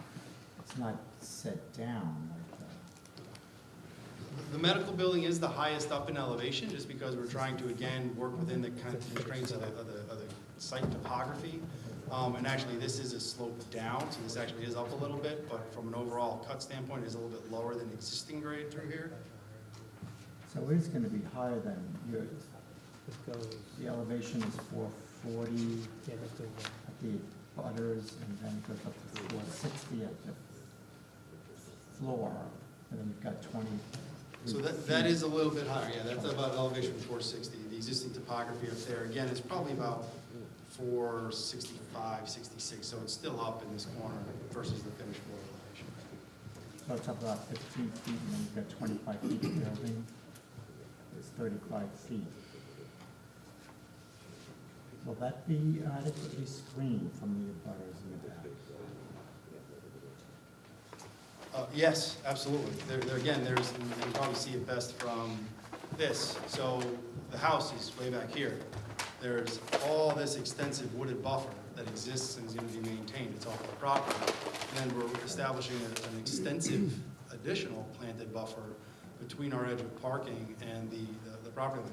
One of the greatest things about the LOR district is the increased setback and landscape screening required between the residential property lines. This commission may remember there was an application to propose a zone change for this lot, which was denied because of the potential reduction in buffer that would have allowed. So you know, we have proposed and we are confident that there's going to be adequate screening and buffer from this building to the adjacent residents. We did not even- We did, or we withdrew it before it was acted. I thought we approved it. No, we approved the regulation. Oh, that's what it is. Oh, the zone. The zone change is going to reduce the buffer, Yeah, which the commission wasn't interested in. I- So are you gonna address all of Will's comments? It's a little awkward now, not having these addressed. There's about Well, 60 of them. I like the process that we have, because what I think it allows us to do is both staff, or both commission and us, have a chance to look at the comments in advance, discuss them, and then the commission gets to say which ones you feel strongly about that you really want to make sure that we look at and pay a little bit closer attention to. We provided some narrative and dialogue about some of Will's comments throughout our presentation.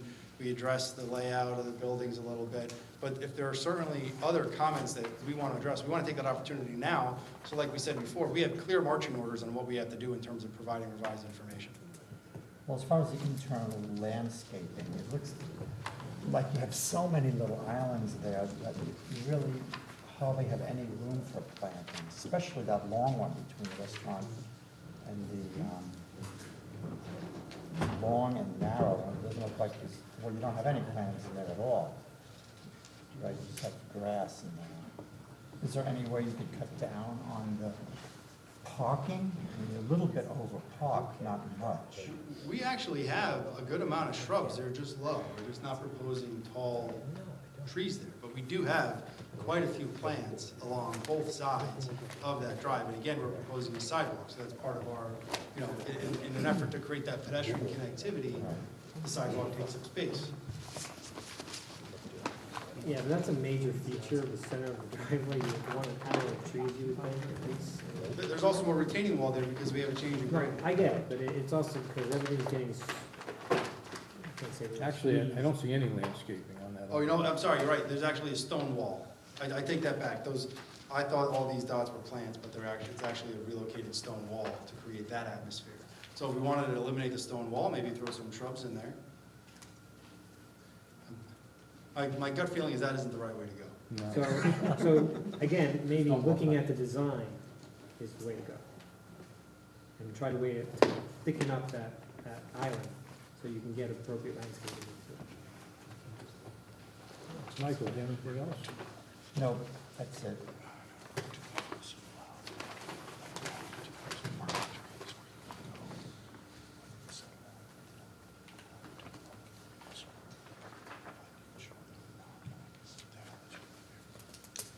Kevin, do you have the plan set on PDF? Maybe, let me see. No, I'm just, Well, Yeah. I'm hoping you do, because I'm gonna want a couple, at least one of the drawings brought up. yeah, my Here we go. suggestion is. We got it. Yeah, my suggestion is have that so you can do a blow up when they have questions like that. This is the whole kit and caboodle, so.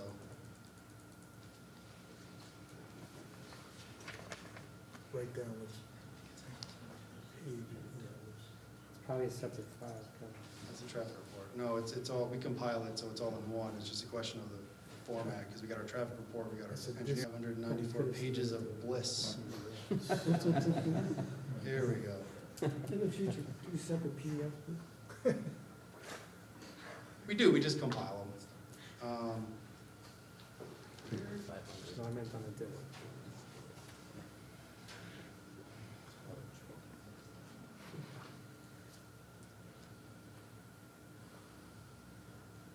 For 2.11.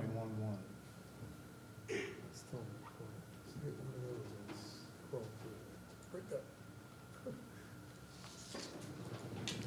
Now, this one might be what we submitted. So as I stated, we've actually have, a lot of the plans that we presented this evening actually incorporated a number of things like additional crosswalks and stuff like that, but this is the 2.11, so we can All talk right, about. we'll get to that.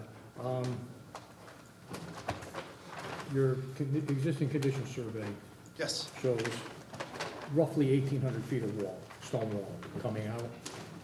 So we should have a pretty good representation of stone walls on your completed site, because you're taking out 1,800 feet of wall. now, one thing I'd point out with that is what we show as a stone wall may or may not be a 3 or 4 foot tall farm wall. Well, I can only go by what the survey says, and it says stone wall. No, of course, but just so you know, a lot of times stone walls on old lots are picked over and there may be 1 or 2 courses, so when we go to then collect all that wall stone and reconstruct, we may not get 1,800 feet of stone So we'll have to wall. settle maybe for 1,000. So maybe we'll have to like settle for 1,000. We have quite a bit across our You might frontage. get stone in your excavation, but you have to get rid of them. On your off-street loading compliance table, I don't know if it's been corrected on this plan, but you have a medical office twice and you don't have the restaurant.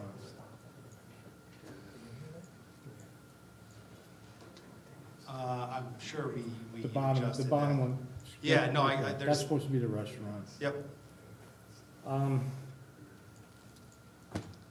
Could you just point out your 4 loading zones? Well, let me go to the other plan because this Well, was they're missing one shown for on this. plan.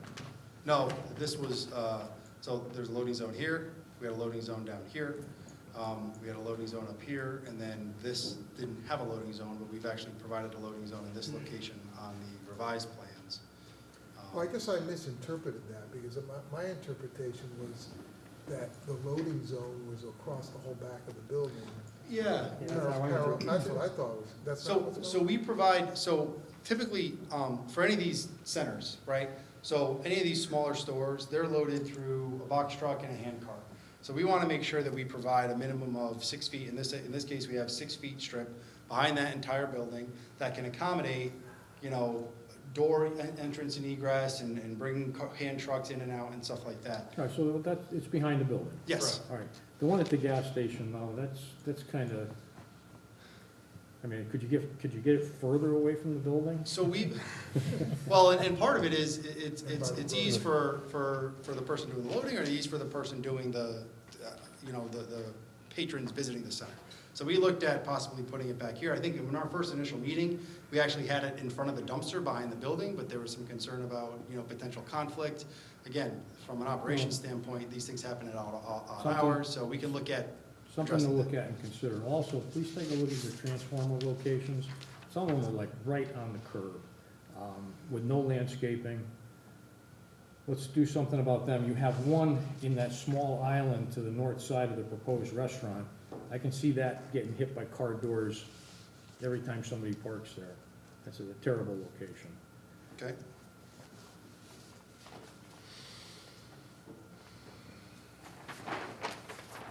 Um, 2.21, the grading plan. Yes. You know, we had similar concerns to what I see here with the Long Stay Hotel on Main Street. 6.4.9 relates to grading in proximity to property lines. Please review that and take a look, especially on your northeast side. You know, you got a pretty steep slope there, and that's a lot closer than the 25-foot setback that's required. Also on your southeast side, you have a pretty steep slope right up to the property line.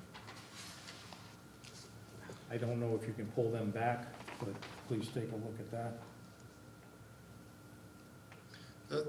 As you know, one of the challenges that we face is we try to balance, you know, reasonable slopes and retaining walls. We try to minimize retaining walls because they can kind of create another issue with impact. So we try to develop and design our sites the best we can to balance those two things, but we'll look at those two areas.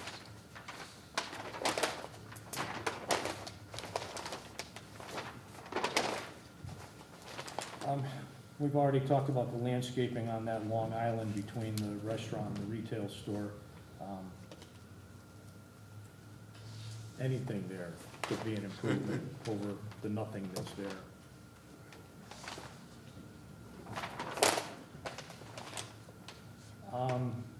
Your recessed light fixtures. The fixture that you have pictured is not the fixture that's called out in your specification. Okay. So I want to make sure that we're all in full agreement that you are proposing fully recessed lights. Absolutely. The light shown is not a recessed light. It's on 2.71. You should probably talk about the canopy for the gas station too, just to make sure you're all on the same page when it comes to lights. You know, those are gonna be recessed up inside the canopy. Well, it calls for these, that's what I'm talking about. That's what you're talking about, yes. It calls for a fully recessed fixture, but that detail Is not a is an undermount light fixture. And, you know, we have those in another canopy in town, and they're blinding when you come around the corner.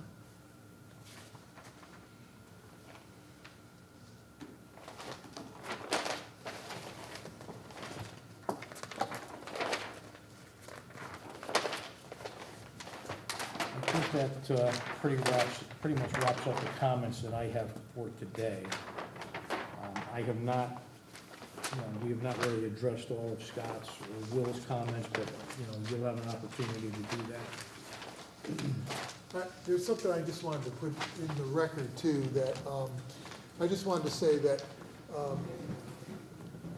storm drainage is a major part of your application, but I wanted to to say that when we have an application that goes before wetlands and P&Z, I pretty much focus on the drainage system as part of the inland wetlands process. So there were many comments about the drainage system, and I just wanted to point out for the record that we're working those out, and that's being done as part of inland wetlands. I didn't want this commission to think that there's no discussion about drainage or anything. No, I always There's a figured lot that of that was, items. that was handled more by wetlands than by us. Yeah, but just keep in mind that, stormwater quantity and quality is also a planning and zoning feature. It's just that I'll point it out more in other applications where they don't go to wetlands. Right.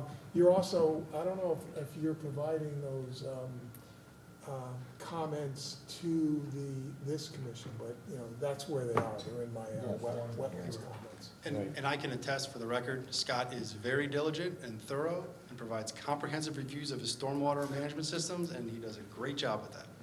Much more than most municipalities, so everyone can feel confident with that. Thank you. You're welcome. Like the ones that give out permits for the traffic. Does anybody have any other questions that came up? It's true. No? No, sir. See what the public has to say. Thank you very much. Is there anyone here who would like to speak in favor of this application? Is there anyone here who would like to speak in opposition to this application? Is there anyone here with any general questions or comments? Okay, seeing none.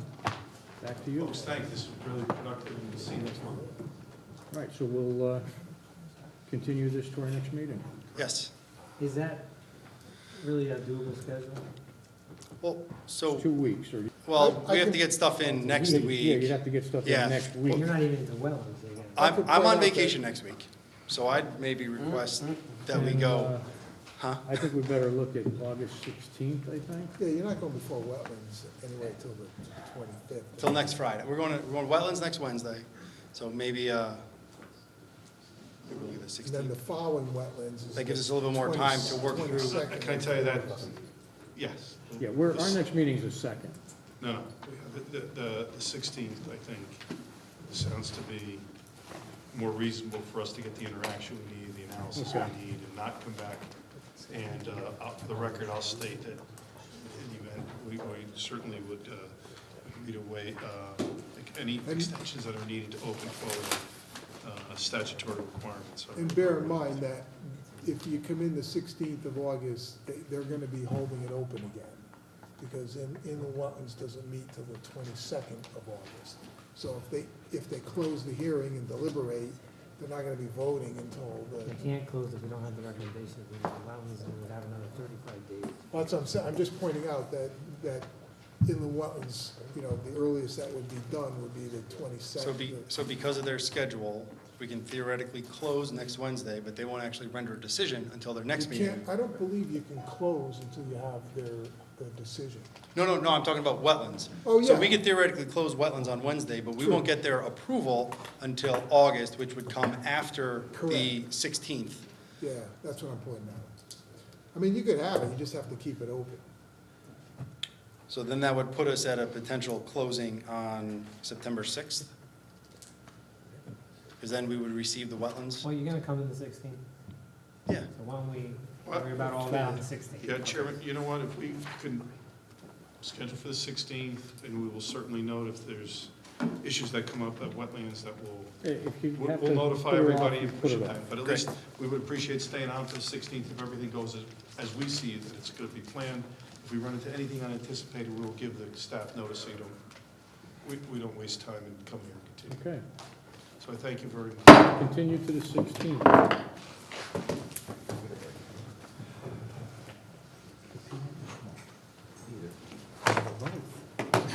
All right, we're gonna take a 5-minute recess, 9:19, 5 minutes.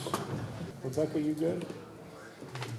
All right, we're back. It is 9:29 PM. All right, that concluded our public hearings. Next up is site plan review. Item number 10, SDP 2018-02, file number 574 Monroe Turnpike, Business 1 District. The proposal seeks the internal division of an existing vacant building, the former Goodwill retail store, into 2 tenant spaces, with 1 space seeking a change of use from general retail to a liquor store. 574 Wine and Spirits applicant, 574 Monroe Turnpike LLC, Robert B. Stewart owner. What do we have for exhibits?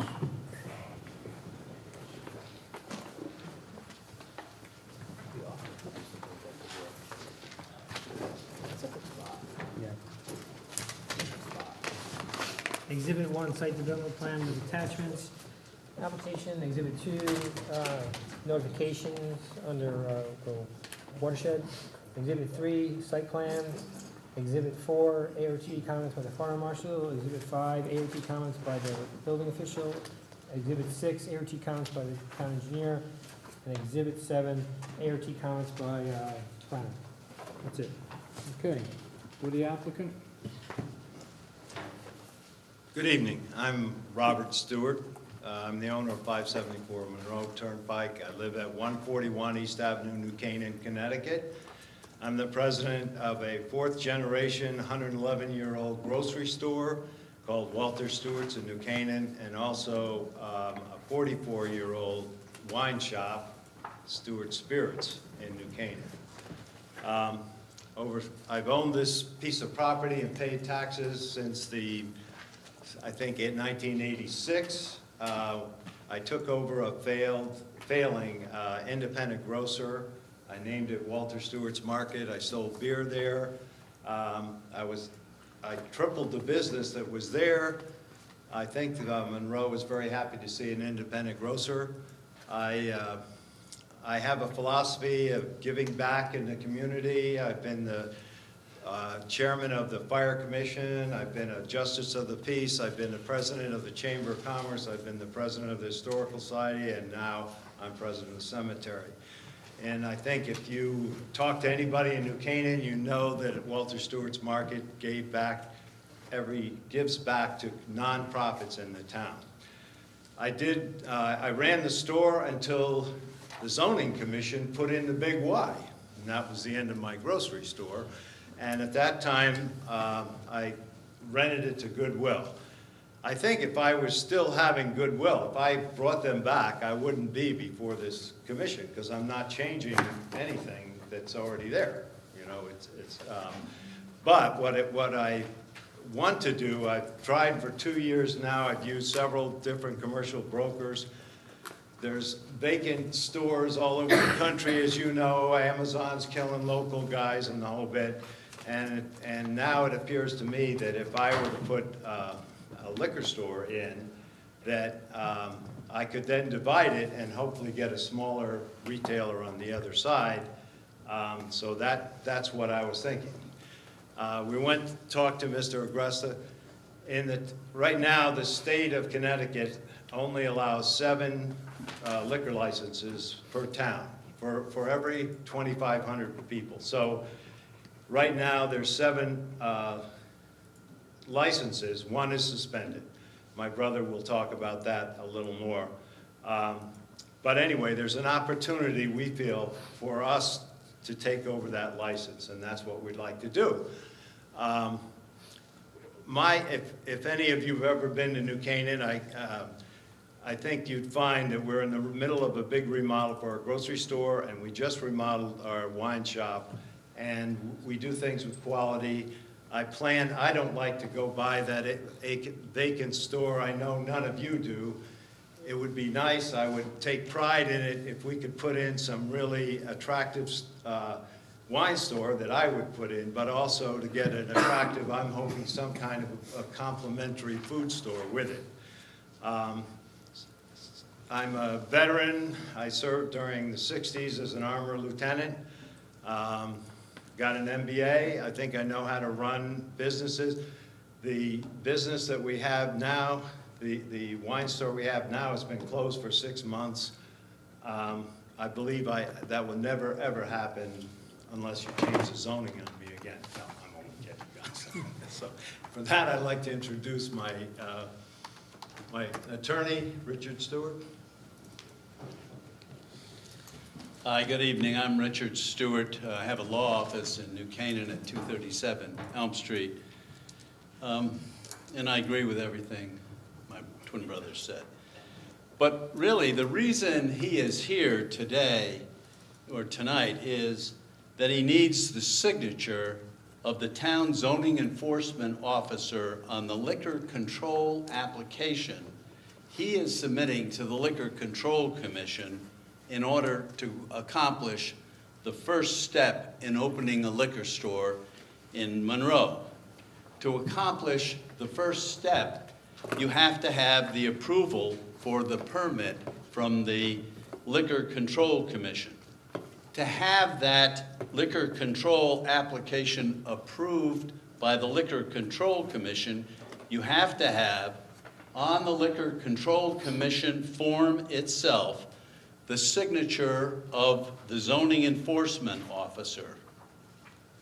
The reason why the Liquor Control Commission requires on a Liquor Control Commission application the signature of a town zoning enforcement officer is because of a Connecticut General Statute 30-44, which simply states the Department of Consumer Protection shall refuse permits for the sale of alcohol, liquor, 1, in no permit towns, and 2, where prohibited by the zoning ordinance of any town. So, just because of that specific statute controlling the Liquor Control Commission, they cannot issue a permit if it's not permitted by local zoning.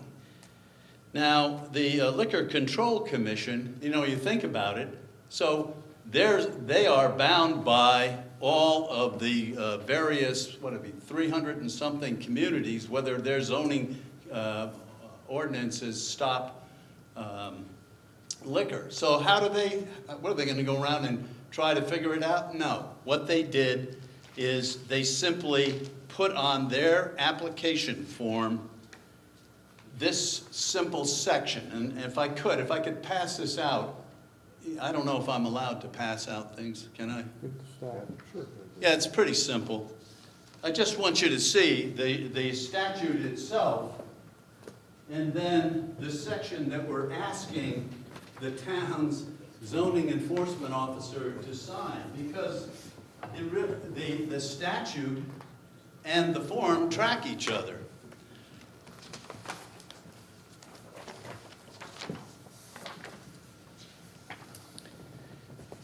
And you'll see that what the statute requires of the zoning commission, the Liquor Control Commission, the Liquor Control Commission has echoed on its form. So there, right on the application form is the following wording.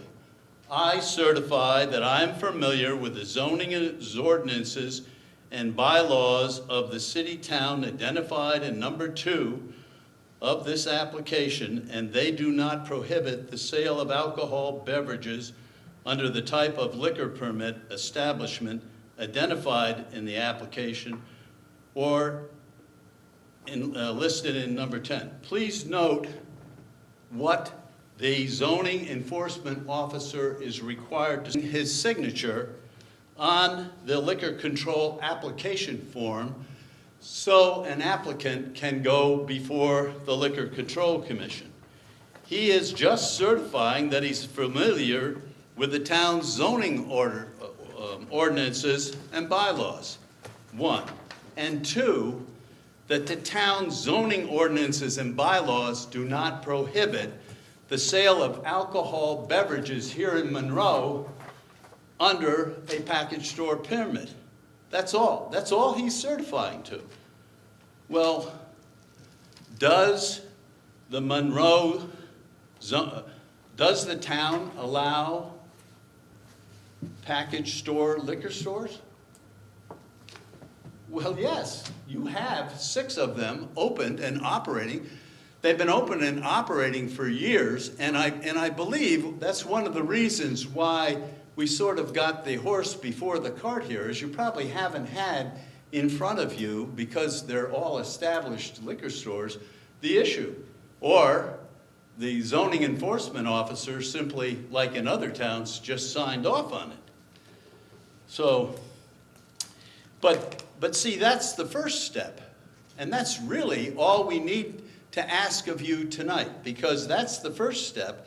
And if it goes then in front of the Liquor Control Commission with this application, and they then investigate the criminal record, the financial wherewithal, and other suitability of the permittee application, and they either grant the permit or deny it. If they do not issue a permit, that's the end of the story. There's no need for a site review. There's no need for waivers or anything else. The first step died. Excuse me, does this application require you to indicate a specific location? No. Well, Please, yeah. please. No, I guess it does, but the application, are you talking about the liquor control? This application that you're filling out? Yes, that you okay. want the CEO to sign? Yeah, it does. You have to indicate a specific location in town that Right. you want this permit for. That's correct. Okay. All right, and you have to put in a sketch. So it's not simply, do we allow the sale of alcoholic beverage in town? It's, do we allow the sale of alcoholic beverages on that specific piece of property? No, that's not correct as far as what the certification is talking about. And it's been litigated. Greenwich had litigation that went in front of the Supreme Court because the Greenwich zoning officer wanted to interpret the zoning regulations in a way in which would deny a permit. And it had to go all the way up to the Connecticut Supreme Court. This is, the signing of this certification is a ministerial act. It's not, you people have discretion on the site review, but this is just a first step, and it's only saving the Liquor Control Commission the whole step of trying to figure out what the zoning laws are. I'll give you an example. On that same form, your town clerk also has to certify. What does she have to certify? She has to certify that there is no restricted hours adopted by the town of Monroe. Why is that? Because under state statutes, the towns can, by ordinance and zoning regulation, reduce the hours. So the Liquor Control Commission has right below this ministerial act signature of the zoning enforcement officer, the ministerial requirement of the town clerk. So look. But again, I want to ask, because I did a little bit of reading on this, and my understanding, and I could be mistaken, but my understanding is that the state issues a permit not only to an individual, but to a specific address. That's correct. Well, yes.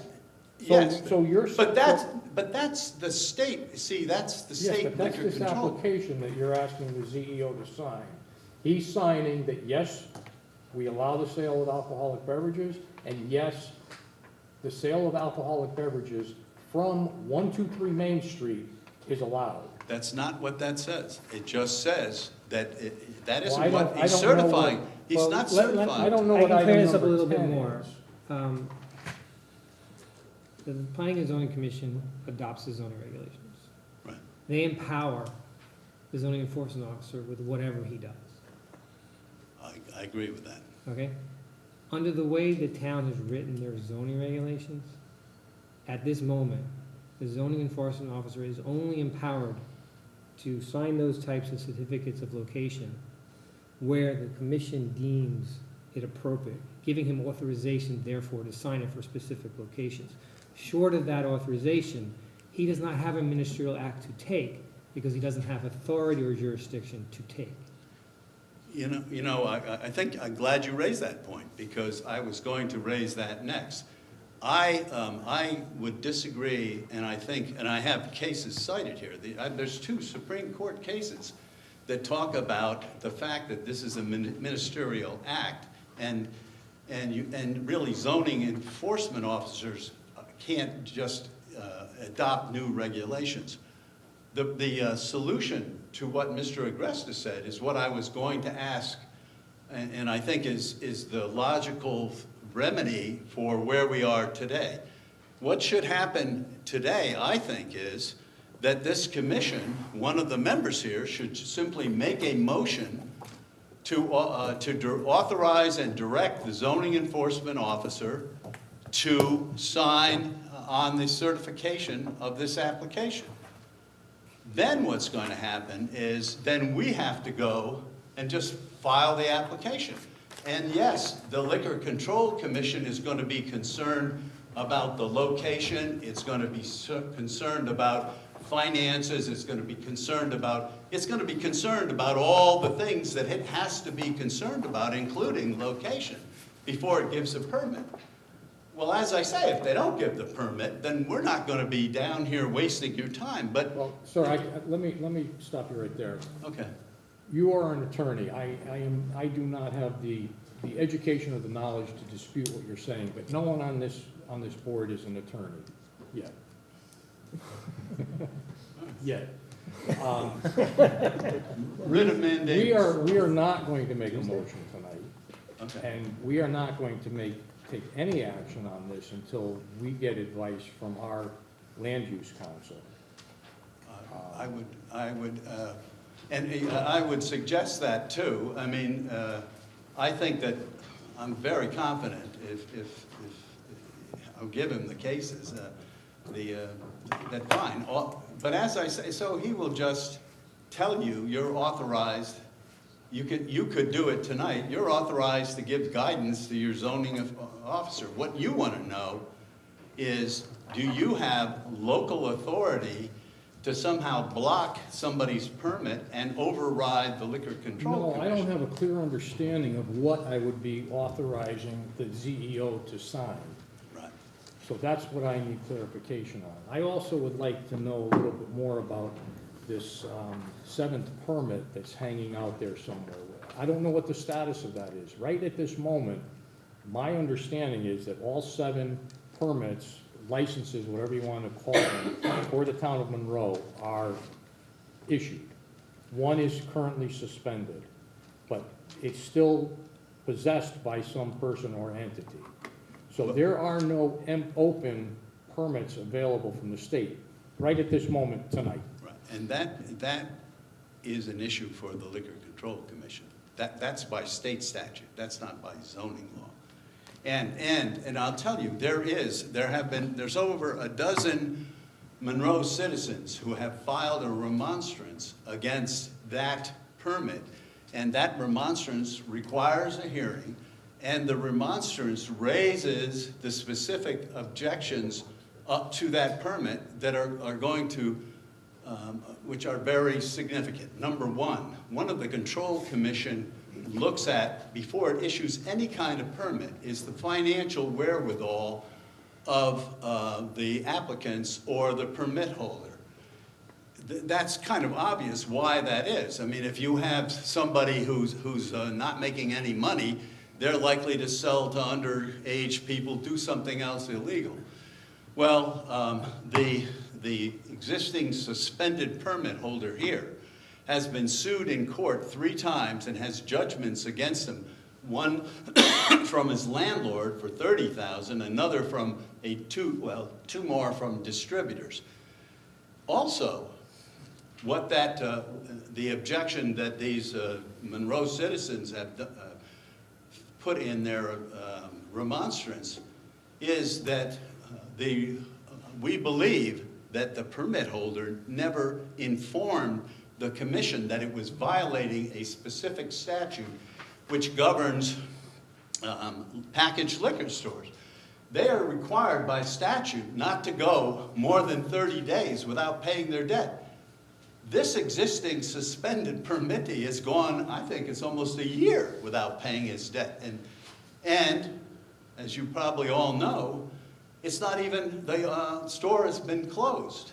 So, you know, we got, sometimes lawyers, you know, to make a point, do this kind of analysis. Well, if you're saying one suspended permit stops 7 equals 7. What if you had 6 suspended permits and only 1 operation, and it went on for, like we're talking about now, this is 6, 7 months, I don't know how long it is.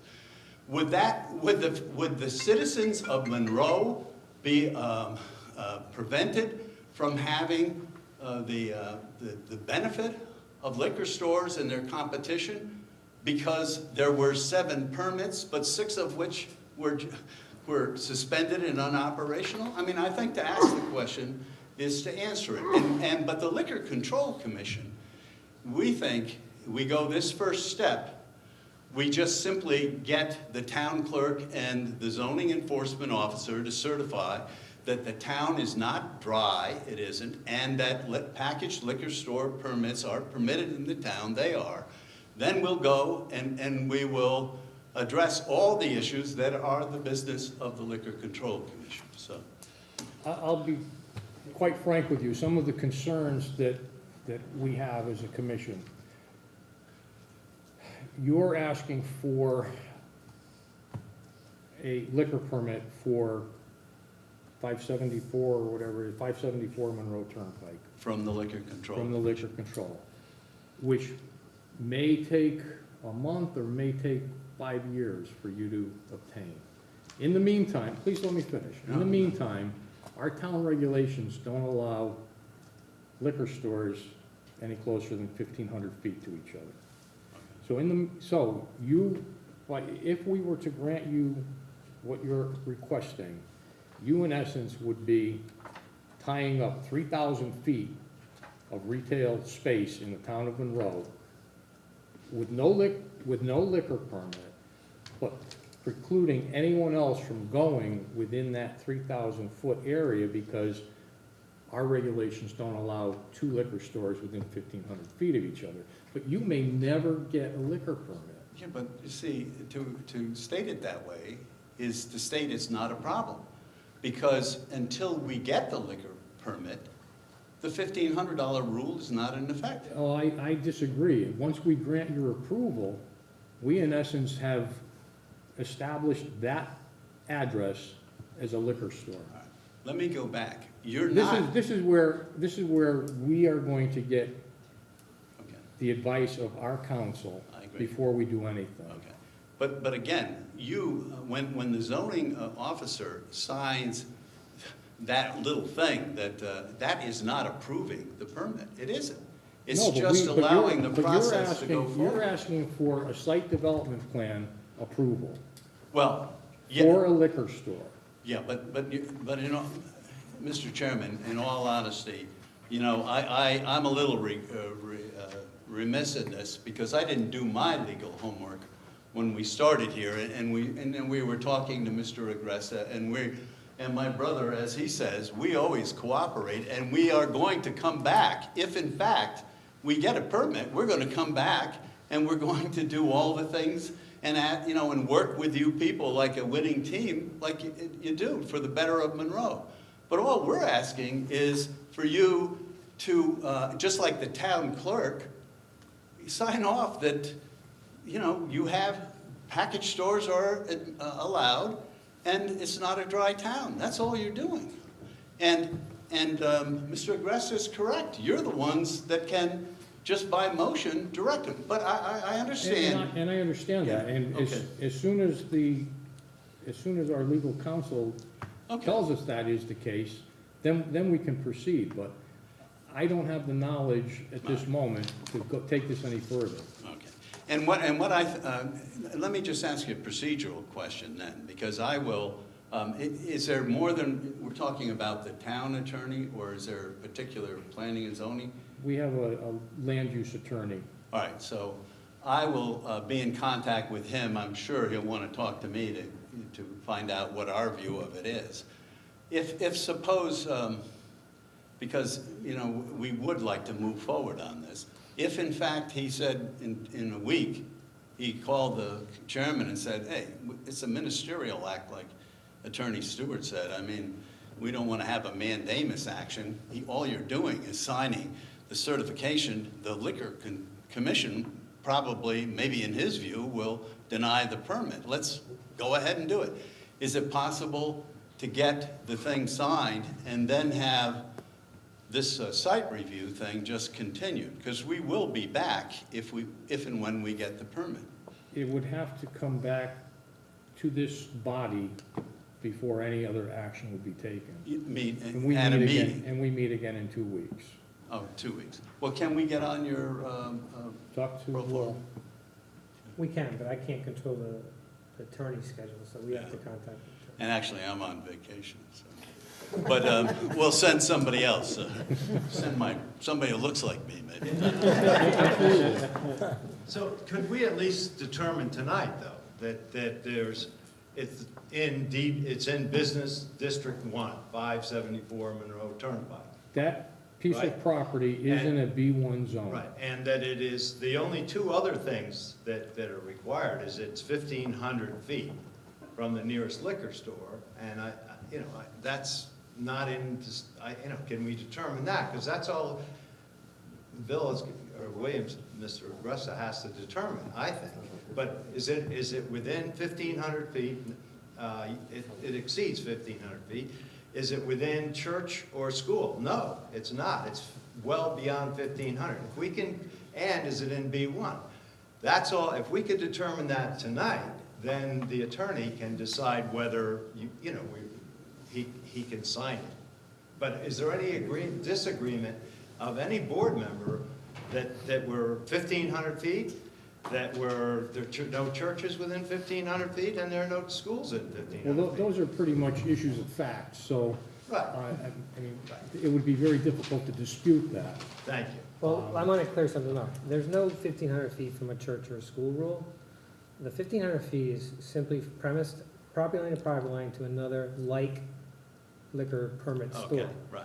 The commission, in determining the appropriateness of an alcohol location, has to evaluate the proximity of that location to churches and Right. schools and any places frequented by minors, and the relative safety or hazards relative to this. So there's somewhat of an evaluation and understanding and finding that they have to reach. It isn't, that's not straight fact, 1,500 feet is straight fact. Okay, so how is the board able to determine that? They do that through the process of the application that you're doing, and they're looking at the appropriateness of the location in relation to the environment and around it. Okay, so should we, I think all of, You can continue with the application, but I can tell you, you are not going to get a determination tonight. no, but I just want to make, if that's an area that the board, the members have to determine, whether it's a nuisance or whatever it is, can we determine, are there any questions, or how does that exactly happen? So, Well, why don't you proceed with your presentation, and we'll see if any Okay, questions well- come up. Well, the way that would happen is you would explain to them why you feel that it doesn't have any negative on those aspects. They'll take that in as, okay. to so- use a better word, for lack of a better word, testimony. At some point, they'll have to deliberate about that. They'll chew on that and they'll ask you questions. And Okay. to that, Okay. Well, I mean, my feeling is the school is on actually, the existing suspended liquor store license is adjacent to an elementary school. My location is far away from that, and it also is on at least 2,000 feet away from the St. Jude's Church on the other side. So I'm asking you to use your common sense and say, you know what, that's not a problem. It's not a nuisance to any churches or schools, according to Mr. Aggressa. I mean, with the criteria, because otherwise it sounds, how do we get there? I think it's got to be, you guys have lived in this town, and you know the location, and you know where other liquor store is, and you can see a liquor store next to an elementary school. Isn't it only fair that, hey, this is fine. This is a good location for a liquor store.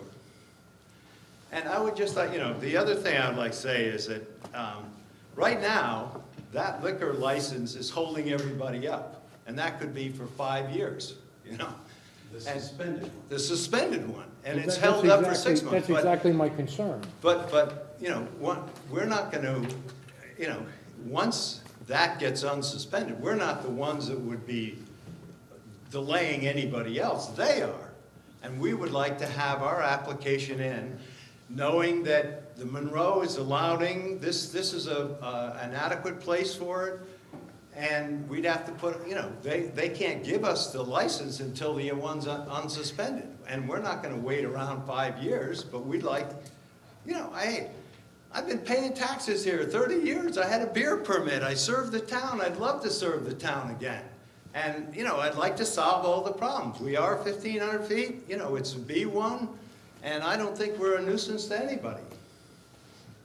So, anyway, so, I don't know. Yeah, I think the commission has raised that there's some legal information that none of us up here can give them. Well, So- it's only those three things, that if there are any more questions from the The commission. legal question, I think, that would frame is, one, is this whole aspect of the license in suspension, is it viable to be given out there, meaning that we're at a cap of 7. So can the commission authorize in essential, an 8th location? So that's one of the questions to the legal counsel. But you're not authorizing, you can't authorize an 8th location. Correct, and that's the legal quandary, because right now, the belief is there are 7 issued valid license as authorized by this commission. Until that suspended license goes beyond suspension and goes into the free market, it is still a valid license under the commission's approval process. If someone was to solve all his problems tomorrow, he could, if he wins the lotto for $8 million. Yeah, then we're never gonna get a commission. I get that. We're not gonna get a I license. get that, but he could also cure his problems and back open his door. And then we wouldn't But get we a would have, license. but we would have an approval for an 8th location pending out there, which could be at odds with their authority. So that's a legal question. We get that solved. It's not a hard question, I'm sure to solve. And the other one was the one you raised, as far as, The 1,500 feet precluding some other business. well, right, what, if you authorize that permit without having any evidence of contract or control over that license, which may not be relevant, can they also issue that permit? So let us get to the legal counsel so that they can Right. have that advice and hopefully help you Right. along. Okay, so, but we've gotten over what you are, you know, I mean, it's Oh, we 1,500 feet. we the understand your church, the whole situation thing. and We're what not- you're looking for. So We then, just want to make sure that before we do anything, what we're doing is legally correct. I agree with that. But I also have to say that time is of the essence. That license is coming up in September. We want to have our application in. And so, you know, I could be at a tremendous loss here just because, you know, Well, as there was. Mr. Agresta stated, you know, we will contact our legal counsel tomorrow. And whether or not we hear back from him tomorrow, Yeah. we have no control. No, I You know how understand. lawyers are. They're all on vacation. Okay, thank you very much. Thank you. Well, wait, everybody. we're not done Oh, yet. you're not done, We're not okay. done. This is not a public hearing. This is a site plan review, Okay. which by rules and regulations, we do not have to accept input from the public. But there are some members of the public who feel very strongly about this issue, and we feel that we would be remiss in our responsibilities to the taxpayers if we didn't give them an opportunity to at least voice their opinions. So I am now going, if you could have a seat, please. I would like to ask if there's anyone here who would like to speak in favor of this proposed site plan. You already did. Is there anyone who would like to speak in opposition? Come down, please, name and address for the record. Larry Cass, owner of At the Monroe microphone, please, sir. Sure, sorry.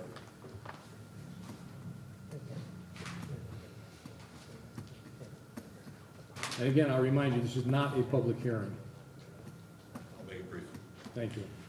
Larry Cass, owner of 15 Hillcrest and owner of Glenrose Spirit Shop, 487 Monroe Turnpike, and Brewers, 487 Monroe Turnpike.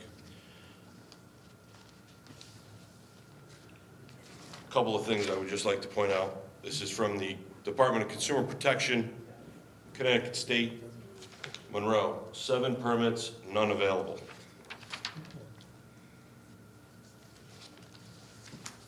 is an email from Mr. Vincent Nose today to Paul Sobel, Attorney Sobel. Good afternoon, per our discussion, blah, blah, blah. The attorney representing Edward Delavecchio as a permittee and New V LLC as a backer that formerly operated Village Square Shopping Center.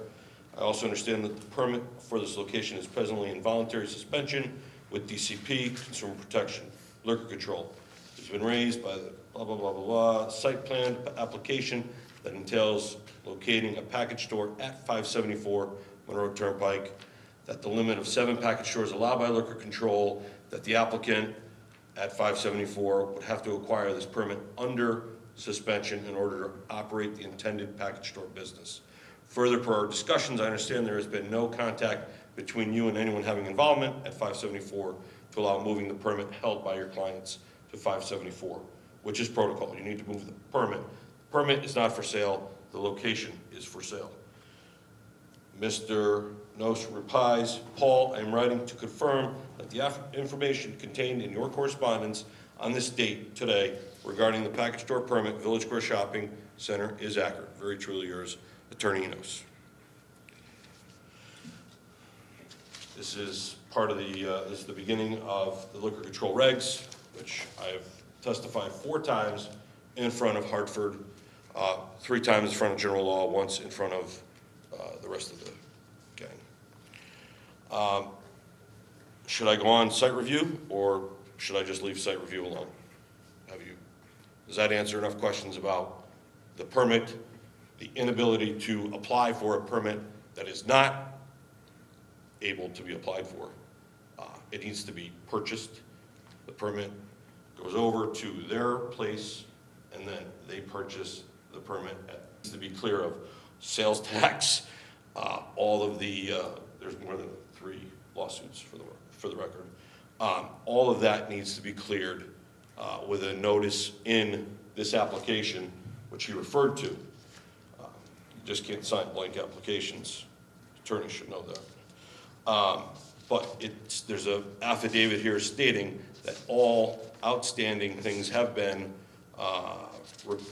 paid, and that there is a release from that store, Ed Delavecchio, to the new owner, which I bought 9 years ago for $1.2 million at Monroe Spirit Shop. So,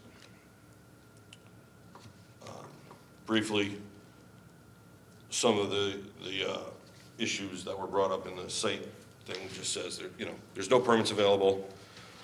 Perhaps a public hearing on this. The waiver requested for the property line revision in 1993, wetlands was asked to be waived. I think that's not acceptable.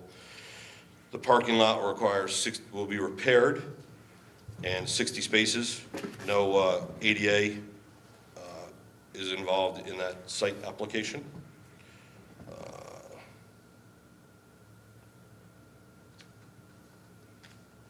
And trip generation, which we heard quite a bit from that presentation before.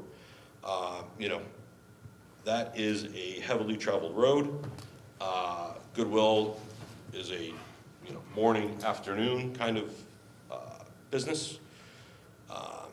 Back when Walter Stewart was there, I actually worked there for a week and was fired, for the record.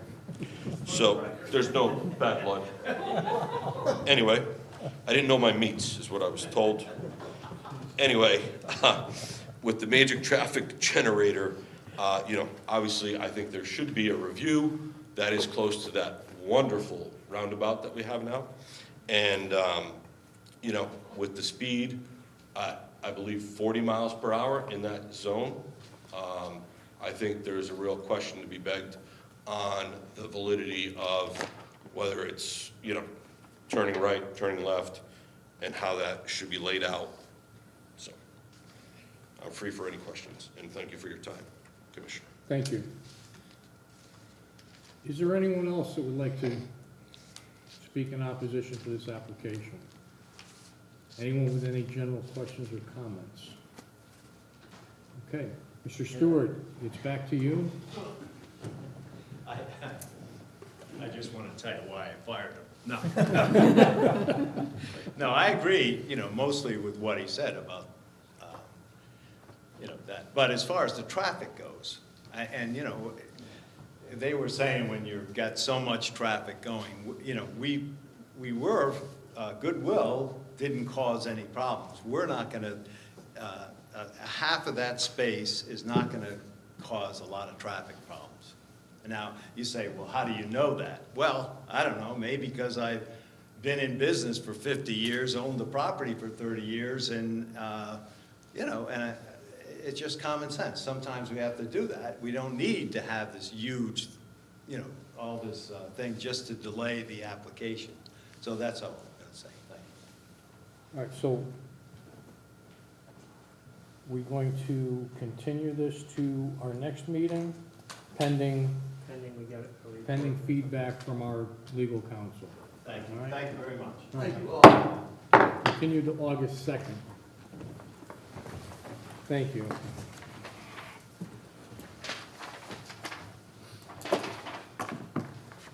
Next up, item number 11, time extensions. SEP 0309S, file 1479A, 721 Main Street, IBEW, Local 488. Statutory extension request per Connecticut General Statute 8-3 and zoning 8.1.8, 6-month extension to complete project. Will, enlighten us. Do you wanna No, there's somebody here There's for the some- applicant? I'm sorry. save me, save my breath? Just name and address for the record, please. Yes, Anthony Soder. I live at 128 Wheeler Road in Monroe, and I am officer of IBEW Local 488. We're just looking for a 6-month extension to finish up some paperwork between the architect, the general contractor, and get it here. From my dealings with him over the last week and a half, when this came up, I kind of figured everything was already set in place. We haven't heard anything.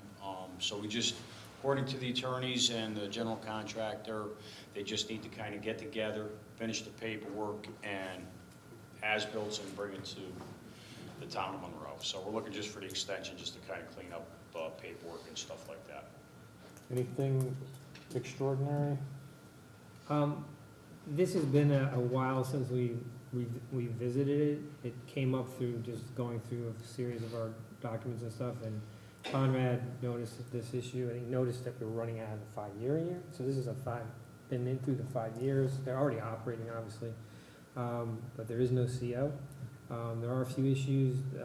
I don't know the status of it to give you that clear answer, but the issues that I remember that were open were some easement issues with the documentation. Right, I believe all those were taken care of with the attorney. Right, and potentially some issues with the location of certain trees, and that might have been taken care of too. But so I don't think any monumental thing from an overall perspective, but I guess we'll find out better in the next week. So Yeah, and just like I said, we gotta get the attorney and architect and general contractor together and just kind of make sure all the paperwork and everything's in place and filed and where it needs to be.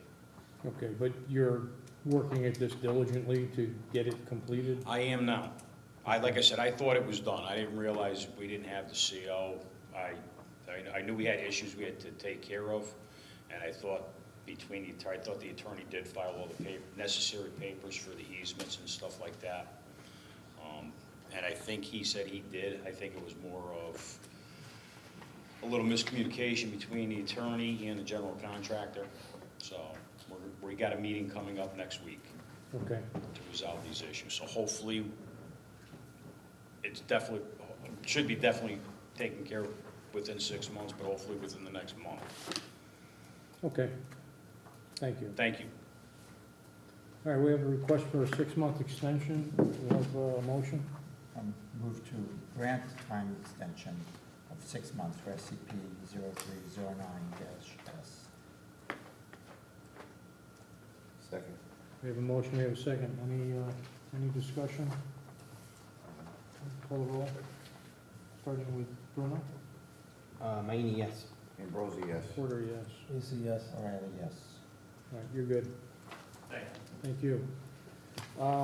Bond releases, we have none. Permit amendment modifications, we have none. Meeting minutes. June 1st. Present, Porter, O'Reilly, Lisi, Ambrosi. I'm not gonna seat either of you for this. I don't wanna waste your seating on that. So you'll have to just abstain when we vote. I got you, buddy. Okay. All right. June 21st. Move to accept the meeting minutes of June 21st, 2018 as drafted. I'll second. We have a motion, we have a second. Any comments?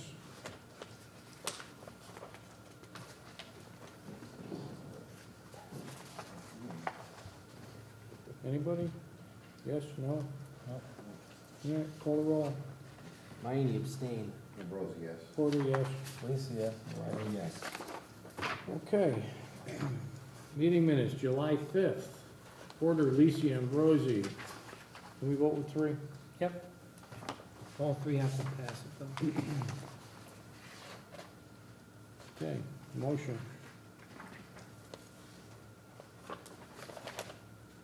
Motion to approve the meeting minutes for July 5th, 2018. I'll second. Motion is second. Anything of concern? No. All right, call the roll. Mayne abstain. Ambrosi, yes. Porter, yes. Lisa, yes. Michael? Abstain. Thank you. Pending application deliberations. I guess I should have waited for the time extension, but that's done. No, you do that then. Okay. That's correct. So there's nothing else to deliberate on, correct? Regulation review amendment work session.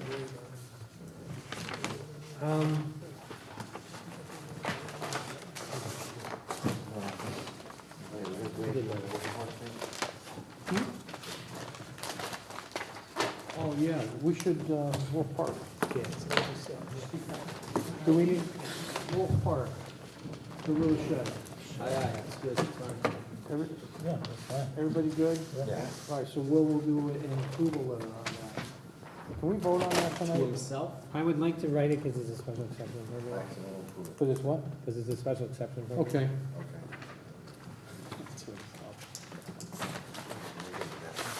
Dear Will, from Will. Am I the only one that got this? No, or- everyone should have it. Is this just for handout? I'm handing it out so we can have it, you have 2 weeks to, All right, see this? I expect everybody to read this over the next 2 weeks. Leon and Michael are exempt because they've been involved. Especially the Please, blue please, please. We're going to address this at our next meeting. It's not a public hearing. We're going to address this as a commission. So if there's any questions or comments, we'll discuss them at that point. If we're all in agreement that this is a final document, or if there are any tweaks that anyone feels needs to be made, we will make them, and then we are going to a public hearing with it. Be ready, be prepared. Morning. Is it just you three again, or is it all of us this time? Is all of us for the public hearing? Can we sell tickets? it's up to I think we'll the be all right. 5 commissioners. Five of us will be involved. No, think no we- chicken. You get to participate in the discussion. Now it's up to the-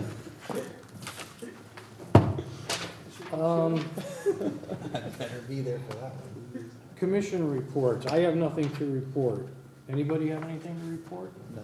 No, I sir. just want to add, Jonathan has been preparing memos for town council, because the town council rep does not come to our meeting, just relies on Jonathan to provide information, which he does a bang-up job, so I'd like to thank you, Jonathan, for your continued support. Will, Scott, anything? Somebody from council was here for that. All right.